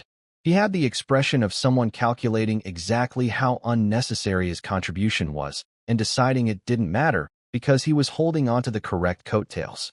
20 kilometers through increasingly thinning jungle. The twisted forest was ending. System notification, new map discovered, Qingche County. We'd crossed from wilderness into human map territory. Elves and kobolds giving way to human civilization. Then I saw the target through the treeline. A square-walled settlement sitting on a small plain beside a river. 4 kilometers of walls. 5 meters high. Same scale as mine. The river behind it. I recognized it from my previous life's memories. White Deer River. The site of the battle that ended my previous life. I stared at it for a long moment. The walls were impressive. Building 4 kilometers of stone wall in under a week required resources most early game lords simply didn't have. This was either an extremely skilled player or an extremely well-funded one. Either way, fat target. We set up a temporary camp 5 kilometers out. I gathered my commanders. They've already built city walls, I said. Opinions. Zhong Zhe immediately volunteered his dwarves as first-wave attackers with siege ladders. Orin raised a hand politely. We don't know their defensive strength. Direct assault means they retreat inside and make us pay for every meter. If the first attack stalls, we waste days. What would you suggest instead? Send Isaka and the lizard men to harass them. To any player lord, they'll look like wandering wildlife. Just native monsters causing trouble. The lord will send soldiers out to eliminate them. We eliminate those soldiers first.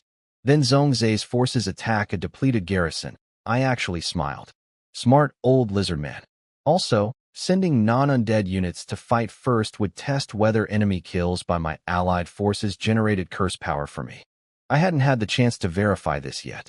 Zhong Zhe, stay here, build siege equipment. Alicia, take 1,000 sword slaves, hide in the jungle, support Isaka if things go wrong. Isaka, I looked at him directly. First battle under my banner. Yours to command. Orin turned to Isaka with absolute seriousness. This is the Lizard Man tribe's first campaign for our master. Do not let our people bring shame. Isaka struck his fist against his brand new steel armor. The impact rang out like a bell. I swear on my life. I will not fail.